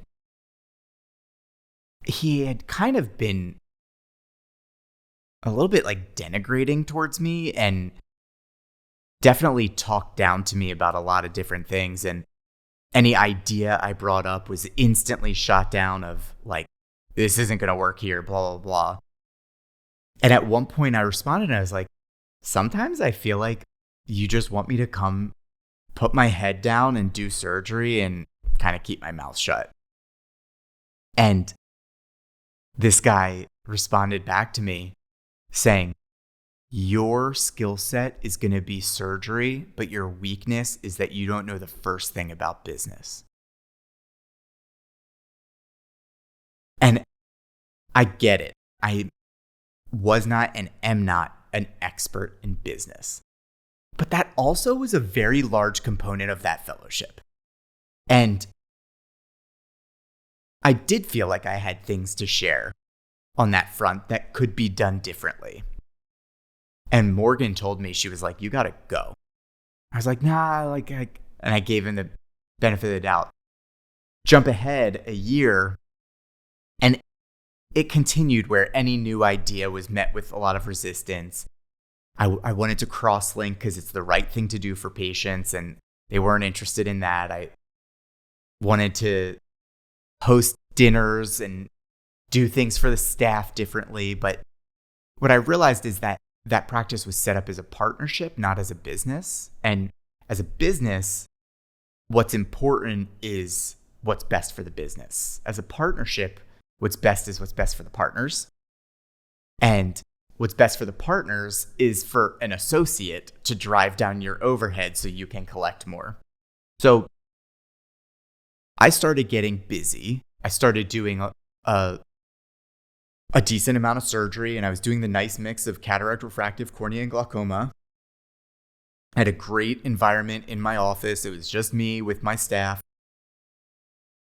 But I was constantly getting told, like, do things differently. Do it that. You shouldn't do it this way. Like, you shouldn't be co-managing with that person. And a lot of it seemed to just feel like he was threatened. And then finally, on one day, I got 4 separate phone calls from 4 separate optometrists in my area saying, why did so-and-so just call me asking why I'm sending patients to you and not to him? And why did he threaten to stop sending patients back if I don't shift my referral patterns? And it was on that day that I realized I needed to go. Because that was a poisoned relationship. And that person demonstrated that he didn't respect me and didn't want what was best for me and my family. And so I ultimately decided to look for another position. But before that, I saw you go through this start to finish. You really did your best to make that work. I worked hard at it. And you even went to the partners and presented sort of a different path forward. Yeah, I did. Presented a 5-year plan. Yeah, and it was smoke and mirrors. They nodded while scrolling on their phones while I was presenting it. And actually, to be honest, it was sort of at that moment where I realized that I couldn't see myself sitting in this boardroom once a month for the rest of my life with these guys. Like, we're not the same. I really didn't feel that they cared about the same things that I cared about from a patient care perspective. One of them did, but one of them used the line that we were talking about, really sick eyes, and like some sick eyes are just, the type that they're just constantly betraying themselves. It's these like pathological myopes who get an RD, then they get another RD, and then they have cataract surgery young, and then their lens dislocates, then they get glaucoma, and these eyes that are constantly betraying them. And I made a comment while I was doing a sutured lens with this guy, the retina guy. He's like, sometimes I feel like we're just like a speed bump on the way to blindness for some of these people. And he was like, no, we're a toll booth. Meaning we collect money on each. Wow, that's not what I was trying to figure out the interpretation as. Wow. Yeah. I hated that comment. I hated it. And I felt like that defined a difference in the way that I wanted to care for the patients. And I think that they care about people in general, but I also think that they're very, very bottom line driven to the point where they've maybe lost a little sight of that. It just felt that way. I think they're reasonable people, but ego gets in the way, and when you make X amount one year and you make a little less the next year, it doesn't feel good, so you want to make more. So anyway, I decided to seek another opportunity. But it wasn't all for naught. You took that skill set from VTV. You went through that quintessential early period that every young ophthalmologist goes through where the safety net is no longer there. They built an office for you. You had support staff. You were able to build the culture of your office. Totally. To how you wanted it to be. You got to practice networking and getting referral sources in real life. And ultimately, although that job didn't work out, you're able to parlay all of that into what you have now. But what happened next? I don't want to interrupt. I'm sorry. The bridge to redemption, that never was. I was going to join this older guy in practice and purchase his practice. And this guy's the highest volume surgeon in Philadelphia. He does all of the surgery for the optometry school in Philadelphia. And he's a wonderful surgeon and a little bit of a spicy guy. in general, hasn't worked with another partner because of his personality, just never really learned how to play in the sandbox with others. So he's been solo for all these years, and he's approaching 70, needs a succession plan. And I was going to be that succession plan. So we contracted up. I had it all laid out, how I was going to purchase the practice and everything. And I gave notice to my other job. And 3 days before my last day at that job, I get a call from this guy I was going to go join who says, yeah, I just got an offer from private equity that I can't refuse, so this isn't going to work out. So all of a sudden, I had already given notice to my job. I don't have a job lined up. And I'm just out on a tightrope with no safety net. And I went home, I called my dad, and I was like, I need you to come over for dinner tonight. And he was like, why? I was like, I need you to just come for dinner. He was like, tell me why. And I was like, I just lost my freaking job. And like, we hang up. I called Morgan. And like, she's amazing as always. And I'm like hyperventilating. And she's like, it's going to be okay. We're going to figure this out. We're going to make this work. It's going to be okay. And then I went out and saw a bunch of patients and went home that night, and my parents came over, and I'll never forget this. My dad comes walking up the stairs. I lived on the 3rd floor. So my dad comes walking up the stairs, and he has this, my dad has like a natural frown. Like he's just naturally frowning at all times. Whether he's happy or not, he just has a frown on his face. RBF. Yeah, he's got a resting frown face. He's an RFF. And my mom's the opposite. She's always got a smile on her face. So my dad walks up the stairs with his RFF and kind of just this, I can tell he's scared. And then my mom walks up the stairs and she goes, Mommy's here now, and gives me this big hug. And I just burst into tears. Like, I'm not a crier for things like that. Like, I'll cry at like a golden buzzer moment at America's Got Talent or like at a wedding, but not because I'm sad, except in that moment. And we kind of sat down and tried to figure out like, what's going to happen next here? And so I called up the old practice and I told him what happened. And I had this like reckoning moment where I was like, I'm the problem. Like, if I could have just like put my head down and just not created waves at my first job, I would have been fine. I was making fine money. I had partnership potential. Everything was on paper okay, or at least I told myself in that moment. And I asked, like, would you consider letting me stay for a bit? Because they'd already replaced me, which was fine, reasonable. But that person wasn't starting till July. So I asked, like, could I stay for a bit at least? And they said yeah, which was really nice of them. And I was really grateful for that. But at effective July, I had to go. It's like, okay, reasonable. So I need to figure out what I'm going to do in July. This is end of March. So I start talking to all my friends and family. I'm like, what am I going to do? We talked, and I could go join another practice. I could join academia full time. I could quit medicine and go work at industry. And my sister-in-law, Rachel, was the first person who, when I told her, like, I'm the problem, I needed to just play it cool, put my head down, do my job. She was like, yeah, I don't buy it. I don't think you're capable of that. I think you need to just open your own practice. And she's like the sweetest human alive. And she's usually so, what's the word when she just like appeases the situation, you know, like normally she would just kind of go along with whatever it is and flower it up and make it seem like it's okay. But in this moment, she was very direct. It was like, no, this is the only thing you could do. So I was like, okay, I'm going to do it.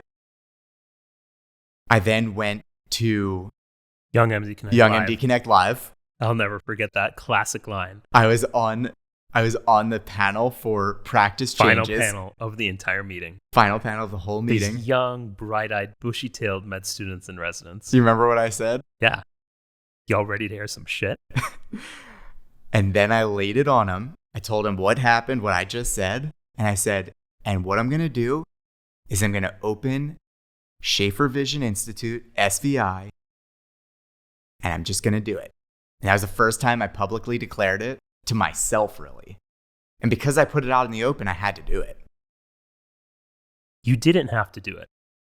A lot of people publicly declare things out in the open because it's easy to talk about hopes and dreams and aspirations. I've always been of the mentality, the more you say something out loud to others, different than maybe manifesting it for yourself, the more you're giving it to the universe, and the more it's almost like you get this internal sense of accomplishment for something that hasn't really happened yet. Yeah. So we both know Just plenty an of idea. people who say, oh yeah, I'm going to open my own practice. And a couple years go by and they're still talking about opening their own practice. But you declared it and you knew internally it has to happen. Yeah, no other option right now. I'm doing it. So I went home from that meeting and I kind of put my head down. I went on Google Maps. I found the local highways where they all converged. I found a Whole Foods nearby to make sure that there was some affluence. And I decided that Plymouth Meeting, which is a nice centrally located suburb outside of Philly, outside of my non-compete zone, would be the location that I would open up my practice. And Mainline Surgery Center, which is really the premier surgery center in the Philadelphia area, would be where I would do surgery. So a bunch of people are texting me like, what's going to happen? What are you going to do? So I had this boilerplate message that said, big announcement. Luckily, my former job is letting me stay until June 30th, at which point I'm going to go and open Shafer Vision Institute, SVI, in Plymouth Meeting, and I'm going to operate in Ballackinwood at Mainline Surgery Center. I had already formed the corporation at that point in time. The corporation is formed, and I'm so excited to be on this journey together. And that message went out to whoever asked what's going on. And that included people from industry, friends and family, staff from my old practice, any patient who had reached out to me about it. Because at that time in the county that I was in, I was the only person who did dislocated lenses or cornea. So there's no one to follow up these transplants or do dislocated lenses at the time. Now they've replaced me now, but at the time, like, people are worried. So I sent out that message, and 3 hours later, my cell phone service gets cut off, my email gets cut off, and my EMR gets cut off. Mind you, this is March 30th. I'm supposed to still be at the practice, the old practice, until June 30th. Because it was the end of the month, I assumed that because I had already given notice that they just told Verizon cut off my phone and like cut my email at the end of the month. So I sent a message to the practice administrator. I was like, hey, we forgot to tell Verizon I'm not leaving and I got cut off. Can you turn that back on? Because I'm leaving I was going off to various places. Like, we had a whole series of trips planned in preparation for that, and we were leaving the next day. And my phone didn't work. This is my phone with my cell phone number that I got at my bar mitzvah. Like, this isn't like just a work phone. Like, they paid my work phone bill, but it was my cell phone number. And she doesn't respond. I was like, that's weird. So then I messaged 2 of the partners, and they don't respond. And it's like 2 or 3 o'clock in the afternoon, and I'm like, something's weird. And like, I can't get in touch with Morgan. She's at work. Dev's at daycare. I don't know who's gonna like pick him up. I'm like supposed to pick him up, but like, I feel as though I need to like be around to sort this. And I'm like starting to panic. And I like had that feeling inside of me, like something's wrong here. I call Verizon. They won't reactivate it without the approval of the practice. And it's now 8 p.m. Hours are going by. I still don't know what's happening. And finally, I get through to Verizon again, and they said, we reached the practice, and the managing partner denied the request. And I was like, oh, they know this is happening. This is intentional. And I finally, at like 11 p.m. that night, get a message from the managing partner saying, Brian, we will not be renewing your contract. Period. And I responded and I was like, this is very confusing and concerning. Can you please share why? And he goes, you'll be getting a letter from our attorney. I was like, what? What happened? The next day, I get served a cease and desist stating that we have reason to believe you've been soliciting patients and employees, and if it happens again, we're going to pursue legal action. And I was like, soliciting to what? I don't have anything. Like, not only did I lose the job I was going to have, I lost the job I was about to keep for a little bit to have some revenue. And now I'm like worried I'm going to get sued. Oh, and by the way, can I have my cell phone, please? So finally, they released the cell phone number. That was a whole thing. How did you get that done? They finally authorized it. It was not easy, but it was authorized. And then I have to go to my old office to pick up my stuff. And when I get to the old office, that partner who is the one who is calling around to ODs and whatnot, I get out of my car and he is standing there and he's like, hey, what's up, buddy? It's like, are you serious? We're not like that right now. And like, I didn't say anything else. And I start like moving stuff into my car and he's like helping carry stuff to the car. And he's like, I feel like I'm moving my buddy out of their dorm room. I was like, are you not comprehending the gravity of the situation here? Like, this is very real for me and my family right now. Like, my wife is terrified. And like, Morgan is such a rule follower, and the idea of getting in trouble is like the worst thing in the world to her. And now she's worried we're about to get sued.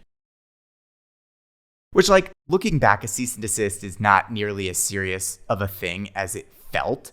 And I think, to their credit, they realized, like, he shouldn't come back. He's going to be in our general vicinity. It's going to be competition. They asked their lawyer, how do we unwind the fact that we told this guy he could come back? The lawyer said, do the lawyer thing, which is cut off access and send a cease and desist. That's what a lawyer does. It wasn't them who like made the decision to do that. But they followed that lawyer's advice, even with the fact that like they've held my child. That's what felt so dirty about it. And I'll tell you, that whole situation and how yucky it all felt was such good fuel for the fire of opening up SVI and making sure it was successful. So I spent the next 4 months from April 1st until August 1st building out the full operations. I found a location. I got credentialed. I got an EMR. I got a practice management software. I built a series of videos for educational material. I built marketing material. I built my own website. I didn't have any money at the time. You know, I like was roughing it. I found staff. I renovated the office. My dad and I ran the wires through the office. I built out the IT, got all the computers, set up the internet, got a phone system, started networking with ODs. And on August 1st, we saw our first patient. This is April 1st, 2023 to August 1st, 2023. 4 months, and then we turn the light switches on. And it's been a hell of a journey ever since then. But it was started out of necessity because my back was up against a wall, and it certainly showed me that when a human's back is up against a wall, they can be very creative, very innovative, and will do what it takes to survive. That may be the fastest opening of a successful private practice in ophthalmology ever. It's possible. There were certainly things that were fortuitous. I found a location that was mostly built out already. Walk me through that, because you just listed off a lot of things you did, 20 things you did. To someone thinking about starting their own practice, what is a corporation? Yeah, good Where question. do you even go to find out how to start a corporation? What type of corporation? What tax filing entity? Where did you go to learn all this stuff? Because I know you learned a lot in fellowship, but I highly doubt they were teaching you how to open your own S Corp. Yeah, for sure. And there's a lot of consultants out there. And what I learned during this process is that the role of a consultant, and the reason that consultants have jobs, is because they make somewhat complicated ideas or processes seem super complicated and impossible to accomplish without their assistance. And that's simply not the case. Each of the different steps led itself into the next one. So you can't do anything until you have a corporation. So 2 different groups of people can form a corporation, can help you form a corporation. You can do it yourself, but it's better to have true help with this. One is an accountant, one is a lawyer. First thing we did, I will never forget this. I sat down on my dad's floor in my dad's living room, my parents' living room. He called his accountant, who he worked with forever, and it's a father-son accounting practice, as a lot of them are. And the son walked me through every single step of forming the corporation. And we did it right then and there. We went line by line. And keep in mind, this was March 30th, meaning April 15th was 2 weeks away. And my dad had enough goodwill with them that this guy was willing to give me his time to do that. And that shows how far goodwill goes. So we formed the corporation. I chose to be an S corporation because in Pennsylvania, there are advantages to being an S corporation over an LLC when you are a sole owner. As an S corporation, you can be a sole owner, and all of the profits that flow through pass through to the owner of that S corporation. One nuance to an S corp is that you have to pay yourself what's considered a reasonable salary. So you have to take a W-2 as well as a K-1 from it. And that seems to be the simplest structure for at least a single owner. For a group of owners, LLC might make more sense. Now, one thing that I screwed up that I didn't know is that we filed as just a regular old corporation, not a professional corporation. That got me into trouble a little bit later, but fortunately, I was able to unwind that. Once the corporation is formed, you have to choose an address. So for the corporation, I just chose my home address at the time. That also came back to haunt me later. The next thing that needs to happen is you need to secure capital. So this was March of 2023, which was really the very early days of ChatGPT. Like the earliest of days of it, at least that people knew about it. And I sat there and spent 2 days just probing it with questions and expanding it and making an entire business plan. Because when you go to the bank, you need to bring a business plan. And I used ChatGPT, told it my ideas, and it just quickly put all of that together. I imagine now it would be 10 times better. By the way, for anyone listening, that business plan I'm more than happy to share that with you. I've shared that with a lot of people already, and I think it's helpful to just have the backbone of it. And I feel no personal attachment to any of this information that we're sharing here. So once the corporation is formed, once the business plan is generally set in motion and you can start talking to the bank, they're not going to give you a loan until you have a location. The other thing that can't happen until you have a location is you can't start credentialing with insurance.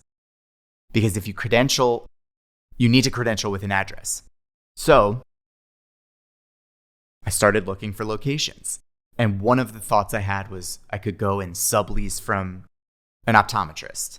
And I actually set my address as one of the local optometry offices, as that being my address. And I started the credentialing process with them as my address. It's still today listed as a service location for SVI. Once I had that, at least I could kick off credentialing. The problem there is that when Medicare when you go to credential with Medicare, they will send someone to audit your location. And if your name is not on that door, they will deny it and defer you for 6 months. So that was a bit of a gamble. The location comes in two forms. One, it can be a complete fresh build out. Or two, it can be a acquisition. So there was another older ophthalmologist in my area who had 2 offices. And this office that I'm now ultimately in was his second office that he barely ever used. We started to flirt with the idea of maybe me subleasing there some of the time and him some of the time, us working together sometimes. But ultimately, I felt like I had gotten burned by one older guy and I wasn't looking for another situation like it. So I finally sat down with him and I was like, listen, I appreciate you working with me here and trying to help me out. But what I've realized is what I really want is my name on a door as the only name on that door. And if we're going to move forward in any way in this location, it's going to be me here and you exiting. And I said it very respectfully. And he responded very respectfully. He was like, thanks, I appreciate honesty. And he left. And basically what we then did for the next 2 months is negotiated an asset purchase agreement. An asset purchase agreement is not a practice purchase. I wasn't buying any patients. I wasn't buying any of his systems. I wasn't buying his EMR, PM, employees, anything like that. I was simply buying the office, the supplies in that office, literally the printers, the slit lamps he had there. And then he vacated. And then now I have my office with my service location. Now I have my credentialing in place and I tell them, hey, switch the address, which is not easy to do. Insurance companies do not make it easy to switch stuff like that. So now I have ModMed, my EMR. I went and shopped for EMRs. I ultimately chose Modernizing Medicine because I love it. My ModMed and EHR and practice management software both have to get built and configured for SVI. That process is enormous because it involves what I chose to use with ModMed is their billing service called Boost, where basically as soon as I finish a note, the claim gets generated, kicked over to ModMed, where they review it, send it over to the clearinghouse.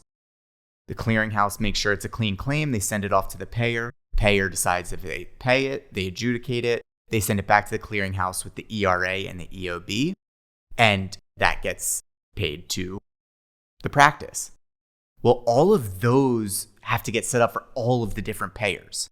So that can't happen till I'm credentialed. I can't get credentialed till I have a location. Can't have a location until I can make it happen.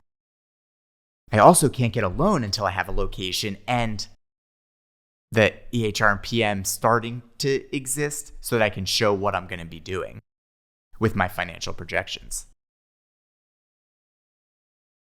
Now, all of a sudden, I'm in a holding pattern where I'm waiting for the bank to review my loan statements. I'm waiting for the EHR and the PM to be built, basically. I'm waiting for the office to be vacated so I can get in there. But I realized I'm not in control of any of those things right now. And what I realized I was in control of was making my website. And nowadays, it's so easy to make a website. You go on Squarespace and you basically just get it all laid out for you. There's so many companies that charge so much money for expensive websites. And sure, they're a little bit more functional and a little bit cleaner. But we're talking $40,000+ more than the couple $100 I spent making a Squarespace website, which was good enough. I also went and rented studio time and recorded myself filming a bunch of videos about all different conditions, and then sent those videos. I use this website called Fiverr, which is awesome. It's just freelancers from all around the world. I sent this hour-long footage of me just talking about all sorts of stuff to a guy. I think he was in Pakistan, and $500, and 5 hours later, I had 32 videos. So now all of a sudden things are starting to come together. I've got some marketing material. I've got a website. I've got my logo, which was also made on Fiverr. I've got my EHR and my PM being built out. The loan comes through. I decide the diagnostics were actually pretty easy. You just tell who you want that you want it, and they get it pretty quick. So that part was easy. I hire my first employee to start a month before we open the doors to help me sort of build out the operations and build a schedule in the system and start to book patients. And I tear up all the carpet in the office and I lay down laminate hardwood and I rewire everything to modernize it because all the monitors were all VGA compatible. I switched them out for HDMI and DisplayPort monitors. I got myself credentialed at the surgery center. And finally, August 1st, we opened the doors and started seeing patients. And it was shockingly smooth. Because when you build every little piece of it and you know where every little piece of it is, there's not a pen in SVI where I don't know where that pen is. Because it all came from the ground up, completely from the ground up. And now, jump ahead a year and a half. We've gotten to the point where on my clinic days, we're seeing around between 50 and 60 patients, booking about 16 surgical evals each of those days. We have a robust system for booking those surgeries, getting them to the OR efficiently. And I've gone from 1 employee, I now have 11 employees. I have an optometrist. And it's wild to look back just a year and a half ago, 2 years ago, really, I was in the quagmire. I was nowhere. It's April right now. April 2 years ago, it was a pipe dream. But without that much difficulty in the context of actually setting it up, we built a practice. And one thing that I would really love to do, and what I've been loving that I'm doing, is helping other people do it. And kind of showing them that it's not that crazy of an idea to do it. I've been loving talking to our friend Brett and Allison Early and Audrey Rostov and other people who are going through the process. And I know that there's a way for our generation to build their own practices, not get wrapped up in a practice situation that's unfavorable for them long term. And yeah, there's going to be some hardship, and you're going to have to do some HR, and you're going to learn a lot about stuff you didn't know you were going to have to learn about, like billing and coding and all sorts of stuff like that. But for the right person who is seeking autonomy, it's a great pathway, and it's not that hard to do it. You are living proof that it can be done. But you and I have both heard messaging over the past 2 years, maybe from some in generations ahead of us, that you shouldn't really try going solo. It's too hard. It costs too much money. There's too much stress. What you really should do is try and join a practice that's well established, establish a path for partnership, become a partner there, and then you can do what you really want going solo. But you listed a few people's names. There's probably another 20, 25 people within the 2 years you started your own practice and looking at the next year who are going to be going solo. I wonder if that's going to be one of the defining features of our generation, is a return to autonomy, a return to patient care the way we envision it, not under the control of private equity, not under the control of someone else who's maybe screwed you over from partnership or it working out for your first or second job. And I am so proud of what you have done. I mean, you are a trailblazer. I know many are listening and have watched you go through what you went, because to be honest, even as your friend watching closely from the sidelines, I was like, man, that's going to be hard. Going slow is going to be hard. And then I saw you do it. And then I saw Brett do it. And now I'm over here thinking, you know what? It's a lot of work. It's a lot of hard work. There's going to be sleepless nights. There's going to be nights where you're fretting about the bank account. You're going to be wondering where that next paycheck is coming from. But you did it. Totally. And I would say that the biggest thing that has become a challenge at this point is figuring out how to let go.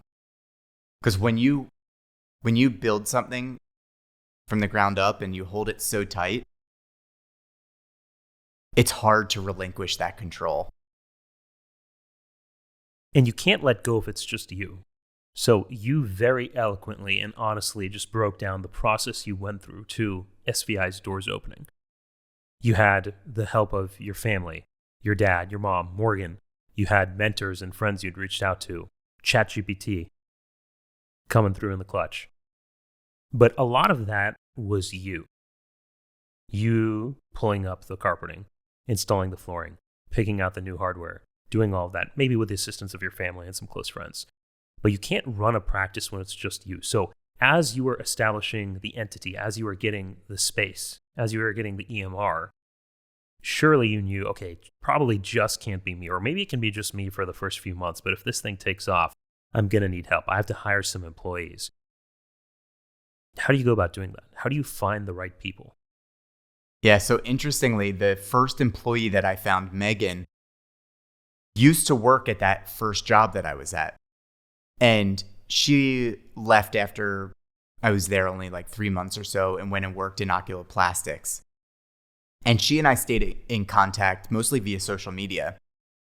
And over the year or so, she would occasionally message, be like, hey, if you ever like move practices or come closer to this direction, let me know. I would love to come work with you again. She remembered hearing the way that I talked about things. And she was looking to leave oculoplastics and get back into ophthalmology. And when I decided to do it, I sent her a message and I said, hey, I'm doing this. Would you be interested in joining? And she responded. She was like, when should I give my notice? And we did it. And I am so grateful for Megan because she not only drank the same Kool-Aid that I drank, but also has a very different personality to me. She's a lot, for lack of a better term, she's a lot stronger than I am. I don't like being direct with people in a way that they're not going to feel good about themselves afterwards, that they're going to feel a little worse. She's more comfortable doing that. And I need that because I can be a little too nice sometimes. Or my version of not being nice is that I become a little quiet and I just don't engage as deeply. but she's much more direct. And she's able to, if I'm having a bad day, look at me and be like, what's wrong? Is it me? Or is it something else? What do you need? And I'm very grateful to have her as my second in command, who at this point, I've started to tell her like, hey, I don't want to know about X, Y, and Z. I want you to just handle it. Like, I don't want to know if two of the staff members have beef with each other. I don't have beef with them. I don't need to know that they've beef with each other. It's not helpful for me to know that. And if anything, it's a little harmful, because if I know that there's a problem, I'm going to try and solve it, but I don't have the ability to solve something like that. I've met some of your employees. Fantastic. I think you're putting the right pieces of the puzzle together. You're getting passionate, hardworking people who believe in the same vision for SVI that you have. Something you had mentioned earlier was some of your residency folks you felt like realized when you matched into that VTV fellowship that academia is a mindset, and maybe that can be done anywhere, especially in the private practice setting. And something I've always loved is your mission statement is our mission is to provide university caliber care in an intimate private practice setting. And that's been so clear to you from day one. Tell me how that's sort of been your guiding sort of mantra as you've opened SVI. Yeah, so we don't turn people away for their eye being too complicated or for their insurance being too poor. Effectively, I stated from the beginning, we are here to take care of people, period. And that meant that I needed to build out the operation so that we could take care of those people. So we accept Medicaid, and my surgery center doesn't accept Medicaid. So I do those cases at a local hospital. The university caliber care piece with the complex patients has been more difficult because there are a lot of my patients come from other ophthalmologists, not just optometrists. So I get referrals from other cornea specialists or glaucoma specialists to take care of patients for a variety of reasons. And those patients are tough because you know what it's like to have to send somebody to the academic center because you just don't know what else to do with them. And I actually have failed my own mission statement a few times and had to refer to either Wills or Shea just for the level of care that they needed. Like, I had 2 acanthamoeba cases. I don't have the ability to get those compounded medications or follow the patient on the frequency that they probably need to be followed on. However, for the majority of patients, we're taking care of our sick, poor glaucoma patients in the same doors, in the same chairs, with the same machines, with the same staff as we're taking care of our refractive cataract surgery patients. And I tell the team over and over and over again, we take care of 2 different types of patients, those who want our help and those who need our help. Those who want our help are those refractive cataract, refractive surgery patients. Those who need our help are the glaucoma, cornea, Medicaid, dislocated lens patients. And we Robin Hood the money from those who want our help into those who need our help. And if it means that we make a little bit less money overall, it's okay because we're still doing a service. This reminds me of something Shamik said when I spoke to him several years ago, which was, I think he had mentioned that when he was in India, he was seeing how certain ophthalmologists or physicians split their practice, and everyone had a private practice, almost like a refractive cataract type practice. And then they had another aspect of things that was more maybe community type care. And those who could not afford, let's say, elective services, it was sort of done gratis and with kind of some Robin Hooding taking place. And he said he viewed being involved in research as sort of his version of that, which is you have a patient maybe who cannot afford a premium IOL, but you know it would really benefit them in their lifestyle and the vision and their functionality for the rest of their lives.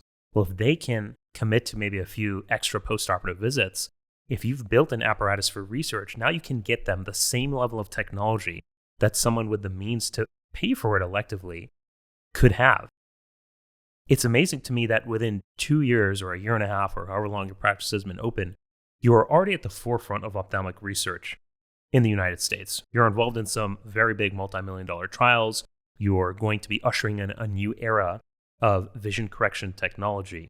And I know you have your interests and passions in not just refractive cataract, but in cornea and other things as well. You laid out how you built out the practice. How do you build out now this whole research component?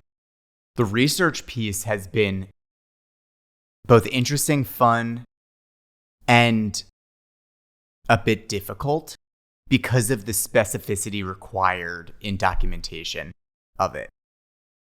I've had a lot of help on the research front from my friend Keely, who is the executive director of True North. It's a CRO that helps manage clinical trials.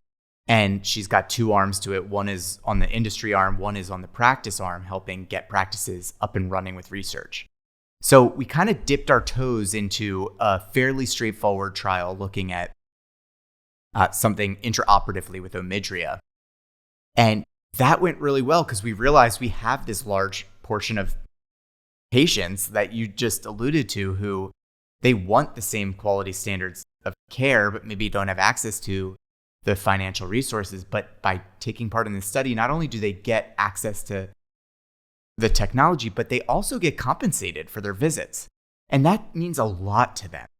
So not only are we engaged in new technology with new products and giving patients the opportunity to have that technology as well as be compensated for it, but it also compensates the practice. So all of a sudden, it's a new arm, it's a new diversification that allows us to have revenue on the order of premium lenses for patients who couldn't afford premium lenses. Once we got our feet wet with that first trial, we realized we could kind of open the floodgates a little bit more with a viscoelastic trial.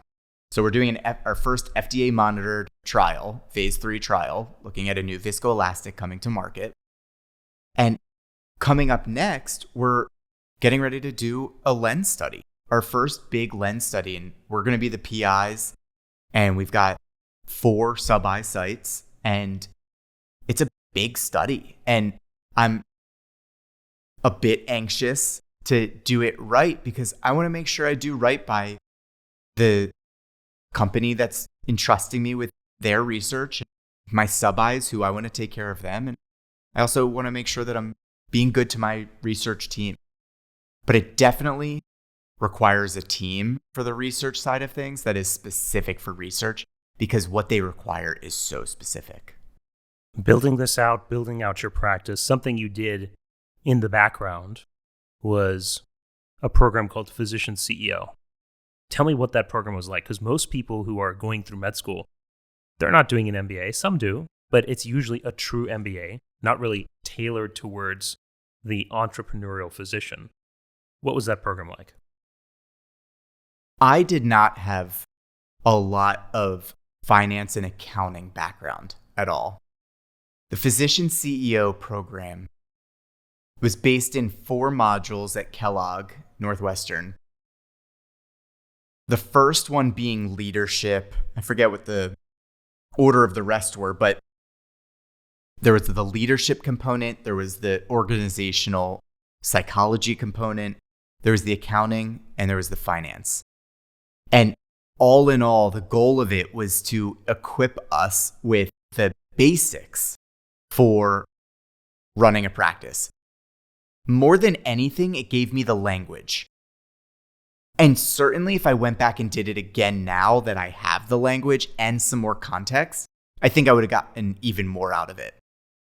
I found it to be very valuable in that it connected me with people who helped provide some opportunities for building out the practice. Additionally, the main project associated with the program was building your business plan. So this really forced me to pressure test, build out a business plan, and review it with some of my colleagues before I showed it to the bank. I want to be respectful of your time. I know you have a 6:30 a.m. start tomorrow, which means probably a 5 a.m. wake up time. and we're currently not close to the convention center and where the hotel is. So maybe just a last couple things. You are a great public speaker. You are warm, friendly, outgoing, energetic. You put people at ease. But a lot of people who are extroverted and are social butterflies or are good with people are not good under the limelight and the spotlight. The ability to not be nervous, or maybe not be nervous with time, and to hone your craft when it comes for communication like we've talked about. And by the way, I think your first job, that transition could have been so much smoother if there was just good communication. Totally. So much. That's what was missing. That's what was missing. Walk me through how, when you're probably giving 5 to 10 talks here at ASPEN or speaking engagements, walk me through when you're preparing to give a presentation in front of 10 people, in front of 100 people, in front of 1,000 people. What does Brian Shafer do when he thinks about how he's going to prepare for a talk? I am a serial under-preparer, because when I over-prepare, it's worse. I find myself a more intuitive speaker. I like to be questioned on the fly, and I like to roll with the environment, with what the environment's giving me. It's the same reason I think that I often say that I used to think my superpower was getting people to like me, but I realized it's actually in me getting people to realize that I like them. And I think a lot of that comes down to picking up on their cues and molding the situation a little bit to make sure that it stays afloat. When I'm giving a talk, I'm also feeding off of what's happening around me. And so I try to under-prepare a little bit so that it seems more natural. I have found that when I over-prepare, I feel like I need to get through what I've prepared, even if it doesn't fit the current situation. And then it feels wrong. So I don't think that that's necessarily normal. I don't think that that's necessarily the common approach, and it's not one that can be easily trained, but it's the one that works for me. How did you pick that up? How did you develop that?